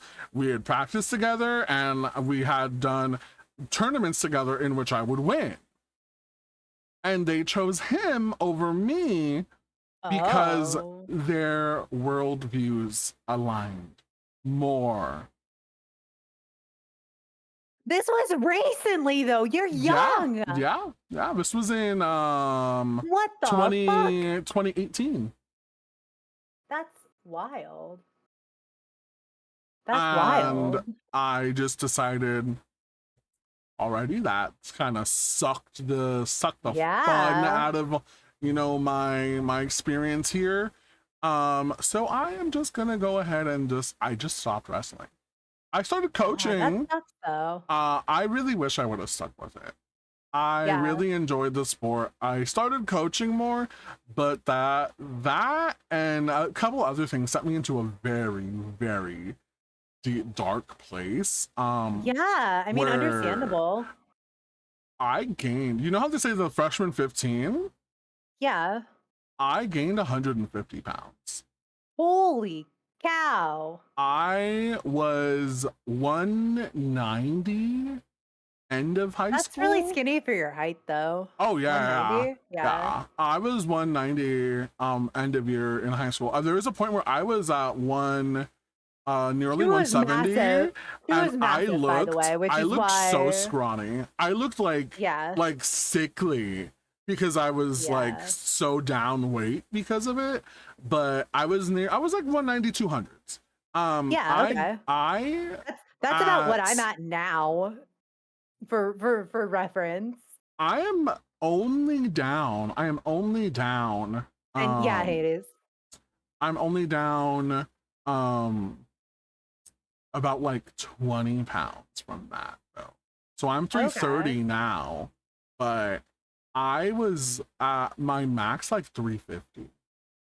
Oh wow, big boy. So and that was all within like a very, very quick span of time. Yeah. So that really got to me. Yeah, I can understand that because how people perceive you based on weight is also very different. Not to Yeah. mention like the challenges of already being tall and finding cute clothes, but like adding on to that being tall and thick, I imagine Mhm. makes things even more complicated. Oh, now especially. I Yeah. mean that's why I go with Crocs because I'm a size 13 and a half, sometimes 14. Oh wow. Okay, yeah. So in shoes, and then when I'm trying to find cute shoes, It's hard, yeah. it's terrible. When I want to find Yeah. cute shirts, even worse sometimes, because plus size clothing in both like women's sizing and men's sizing, because I try and look at both. So Yeah. weird. Is it? I can't I know women's sizing grasp. isn't standard. So like I can wear anything depending on like brand, anything between a size 10 and like a size 14. Yeah, that's what I've heard as And well. Yeah. yeah. Well, for me, for like plus size clothing, so for reference, in like cardigans and like sweaters, I wear a 5. Yeah, okay. I'm on like the edge of plus size. Like I can like shop in regular, like oftentimes I think for women plus sizes start at like 12 or 14, which is like the edge of what I can be in at this point. Mm. But like it's all right, we're going to get into body a little bit. My top half is much larger than my bottom half. Don't get me wrong, I got ass, but like my ass to titty ratio is still really, really disproportionate. Mm. And so it's really difficult for me to find tops. Like, even though I could be like a 10 to 14, depending, if we're looking at tops, I am universally almost like an extra large to a 2X top. Mhm. Whereas like I can wear like large bottoms. Like Well, even when I was like even when I was skinnier, I always still had a struggle trying to mix my personal preference and aesthetics with Yeah. my clothing style, because even if I did get an XL or a 2XL shirt, I would have an issue of like the length of the shirt. I need Because like, you're so tall. Yeah. because it would fit me almost like crop tops a lot of the times, and I'm like, what the hell? Like, it feels loose, but this like just the length of the shirts were so bad. And even now I have to look Yeah. at like so for like men's, they go from like, the maximum I see nowadays is a 3X in many of like men's sizing. Plus sizes, they can go up to Yeah. like 7X I've seen. But I've been wearing a lot of like 4X and 5X's because I fit Okay. into a 3X, but I don't fit into it lengthwise, especially because of my tummy now. So I'll wear Oh, a yeah. 4X, 5X, and it fits over my tummy, and it goes farther down, and I'm like, oh, this is like nice and I have that loose. It problem feels with my decent. tits. Yeah, I have that problem with my tits. Like, if something fits me around my tits, it does not fit me around my waist. Exactly. Like, So I have I'll to feel size comfortable, up. but yeah. And most of the time Yeah. I'll size up once or twice just because I want to feel that like kind of looser fit sometimes. But the issue I've been having lately is a lot of cis women wanting a boyfriend cut, and they're buying up my 3X, Yeah. 4X shirts because they want to feel like it's like a boyfriend shirt or a boyfriend hoodie. And there Yeah. is someone who's like, oh yeah, this was made just for you, ladies, so you can have this. I'm like, that's just a 3X sweater. That's just a Yeah. 3X, 4X sweater. What are you talking about? This was made specifically for you. That's a shirt I can wear. Yeah, no, I've heard that that's like a real problem. Also, Dracula, the question of the day is really easy. We're keeping it simple because I'm not interacting with chat a lot. Question of the day is, are you gay? Yeah, no, I totally can kind of understand that because like body comp, even like I'm somebody who used to be bigger, Mhm. and as I got smaller, uh somehow specific areas of mine did not get very much smaller. And so, whereas I used to be like a size like 18 with 38 like H boobs, I Mhm. am now, like I said, like a 10 to 14 with 38 H boobs. Oh my lord. And yeah, yeah, yeah. So it's a problem. It's a problem. So I kind of get it. Like the more on the outskirts of, again, like this actually has an analogy kind of with the LGBT community, which is like the idea of othering.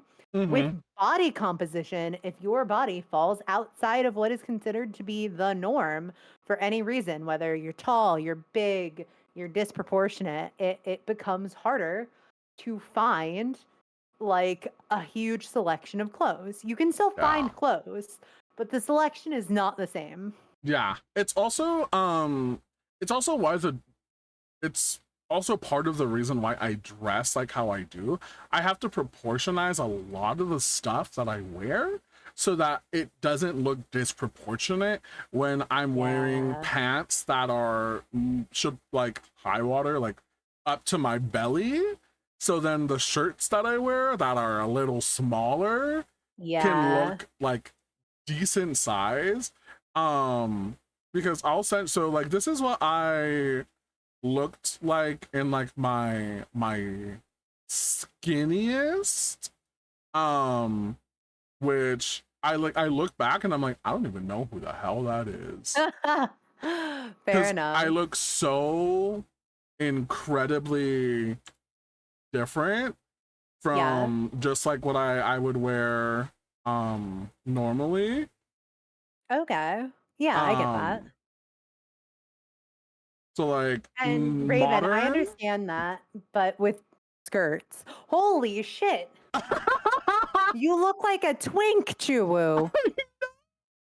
You were a little twink. I was a twink. And that was, I so was- that's like, this is, senior year. So that is like what I was You at were my a little twink. skinniest. And then this is senior year. Oh my goodness. You were a little twink. Okay, that's a little less twinky. Yeah, a little less twinky, a little Yeah, less a little twinky. less twinky. Yeah. Okay, yeah. Oh no, I'm gonna sneeze. Maybe I'm gonna sneeze. I don't know. Yeah, we got it. That's you. But yeah, no, Raven, Yeah. there for some reason skirts are not made for people with ass because skirts are typically the same length all around. I've heard that. But like if you got it in the back, the skirt gets so much shorter. There are so many skirts that I own that are like inappropriate that like from the front they look fine, but I always have to ask Mr. Sleepy, I'm like, yo, can I wear this to see family? Cause it's fucking hot out? Or like, do I gotta change? Yeah. Like That's a no. do I gotta change? Like, yeah, your girl I've been looking for has like a a lot of skirt ass. to try and wear, and I want to wear like a pleated skirt or something. But Yeah. every time I found anything remotely cute, I look for the sizing, and I tried on like the biggest size for what the style was, and it just Well, it's also because you're so goddamn tall. That's gonna be even harder. yeah. I was Because like, you can skirts see are my not made with baby. tall. Yeah, skirts are definitely not made for tall people in mind. And if you're tall and thick, that makes it even harder. Yeah, What? even harder. Do you have any more questions for me? I'm trying to think. Oh my goodness. Actually, here, I'll ask one more fun question because we've gotten through a lot of serious ones. How did you meet your partner? Grinder.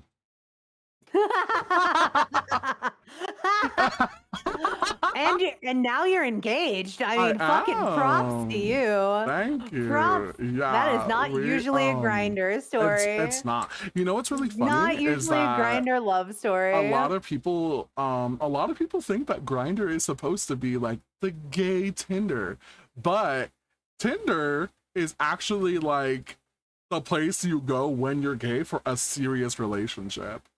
But Is I've heard from straight people that Tinder is the hookup app. Mm-hmm. And I'm like, no, Grinder is like hella hookup app. And Tinder for like gay people is where I would go when I'm looking for like a serious like Tinder and Bumble. Bumble especially. My straight girlfriends love Bumble and Hinge for dating. Mm-hmm. Yeah, my straight girlfriends love Bumble and Hinge for dating. Nobody likes Tinder anymore, I don't think. That's funny. Yeah, I literally don't think anybody likes Tinder anymore. I could be wrong. Maybe I'm just old. Maybe it's that I've aged out of Tinder. Like personally, if I were to see people my age and they're being like skeevy on Tinder, just like, I don't know, I'd be like, bro, you're like fucking 35 years old and just trying to like hit. I'm not judging you, but like you look like you live with your mother. I'm not interested. Like, absolutely. I've got standards, dude. Period. I've got standards. I met Mr. Sleepy in person as well, Raven. Yeah. Yeah. Lumpy got 5 messages before he even posted a pic on Grinder.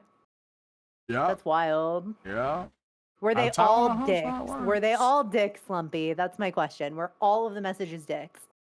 I've heard that dick pics run rampant on Grinder.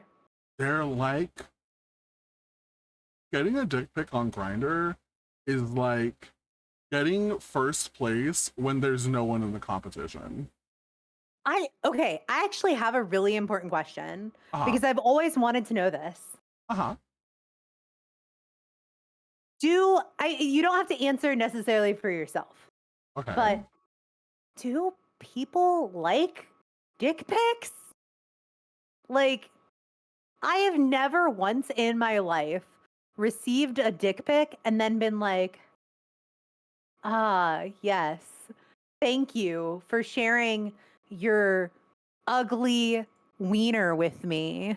Like, I'm gonna be completely honest. When it's a nice dick, uh, oh yeah, my oh, DMs are open. oh, I don't know. But see, that's I'm I also don't like dick. I I do. think I it's think that's kind of like ugly. I think that's just like the truth. If you like it, Yeah, it's if you ugly. like it, and then you like it. But I mean, if it's an ugly dick, it's an ugly dick. Which there's so many. But Oh my gosh. for me, I appreciate a nice one. I look, I might not have seen as many dicks as I've seen lady parts, but like, oh gosh, I'm married to a man, so this is gonna be really bad of me to say. Oh, I've never looked at a dick and been like, wow, that's just a really nice dick. Like I've never I don't know. I love Mr. Sleepy. I love Mr. That's why we're married, you know? Like we've been committed to each other since 2016. mhm. Like we are in a strong relationship. We are not in a strong relationship because he has a dick. That is not what makes the relationship strong.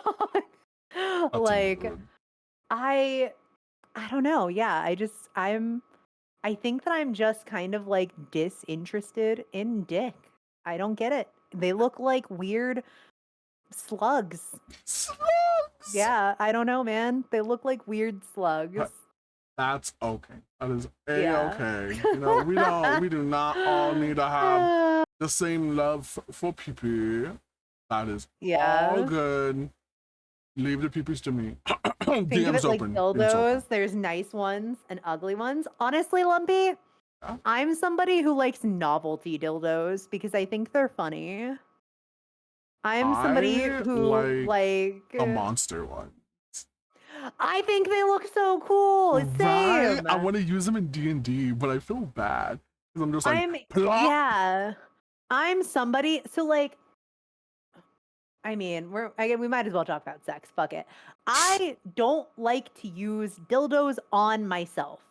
And therefore, having novelty dildos is fine for me because collecting them is like actually, I guess it's like it's like a weird hobby. It's like a showcase, you know? Like you can just show them off. Like so like in terms of like nice sex toys, I just think things that look kind of funny are like interesting. I think for like kids, you know, things that are really funny, things that are really kids are fun. But like I don't really have to worry about the practicality of them because they aren't going in me. So it's like a completely different story for me, I guess. That's valid. That's very valid. Yeah, completely different story. But yeah, I like to think of them as like showpieces. Most people don't want to show off their sex toys. But like if you're coming over to Sleepy's house, come on. You're not going to be surprised when you see sex toys. A+ content. Hi, Garg. Yeah. Hi, Garg. Thank you. Well, it has Sleepy's been. got a display case. Oh my god. I display should get case? one. That I would be should funny. get one. That would be That would hilarious. be. I would love to see that. I would love to see that. That would be hilarious. I'll just put goodness. it on Throne. I'll put it on Throne. You Hell guys get me a display yeah. case. You guys get me a display case and I'll make you a display. Period. Easy. Yeah. Thank you so much, Sleepy, for being Yeah, my this guest has been here. so fun. Do you have anything that you want to shout out? Do you have anything going on? Any events? This is your time to shine. I mean, the only thing really going on is again this month I'm just doing what I always do, which is June Pride Month. Any money that I make is going to go to the Trevor Project. So Period. if you have 2 more days, you have 2 more days to sub or give bits, and they will go to a good cause, and then after that, they will go to my cause, which is just me. Mode. Yeah. After all of July, it will just be for me. But for the rest of this month, you guys can donate to the Trevor Project, basically.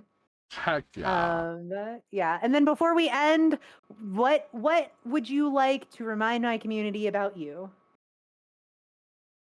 Lumpy, I would love that. Do it now. I'm queer. Sorry, Lumpy's talking about showing off their dildo collection. Oh in my Discord. god. Do it now. I would. It would make my night. It would make my night, please. You're queer. That's the outstanding message. Donate to the Trevor Project. Donate to the GSA Network. Climb Illegal. You know, for Pride. In July, it's my birthday. Hell yeah. So same thing like you, Sleepy. July is on Yeah. me. Yeah, July. You just go back to like helping us not live paycheck to paycheck. Yeah. Oh no. Oh yeah. Anything I get in July literally will be my paycheck. I do not get paid at all in July because I work for a school. So yeah, that makes sense. It's gonna go all towards any bills that I have to pay, unfortunately. Yeah.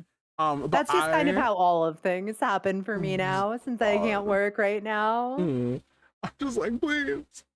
Literally anything helps, like even a commission on VGen, and then you'll get something for free too. Yeah. But I've been asking my collaborators if you have anyone you would like us to raid. Sure. I have. This isn't my friend, but they are hanging out with one of my best friends, and I can send you the link. Yes. Yeah. So I don't personally know them, but they are there with my really, really, really good friend, and they're playing Chained Together, which, if you guys haven't played it, is horrible and awful, and I'm really bad at it. And I played it for charity the other day with my friend Joanna. Yeah, I will be back on Sunday. So I will see you guys Sunday, but thank you for having me, Chuwu. Of course. Thank you for being here. I really, really appreciate it. And thank you for your insight and everything, for the way you it was so much put fun. everything together. Everything. Thank you so much. I really, really, really appreciate it. And thank you for taking I'm glad that I could be the gay hag. The gay hag for Pride, you know? Oh, yes. So slay. I wish one day to be a gay hag. Yeah. So glad I could be your gay hag. But I will talk to you later. I'm going to drop for the raid and then go pet some puppies. Pet some puppy time. I'll be petting some. Bye. Sleepy's still on air with me. But thank you all for coming here. Thank you all for being here. I really, really appreciate it. I will see y'all next time tomorrow.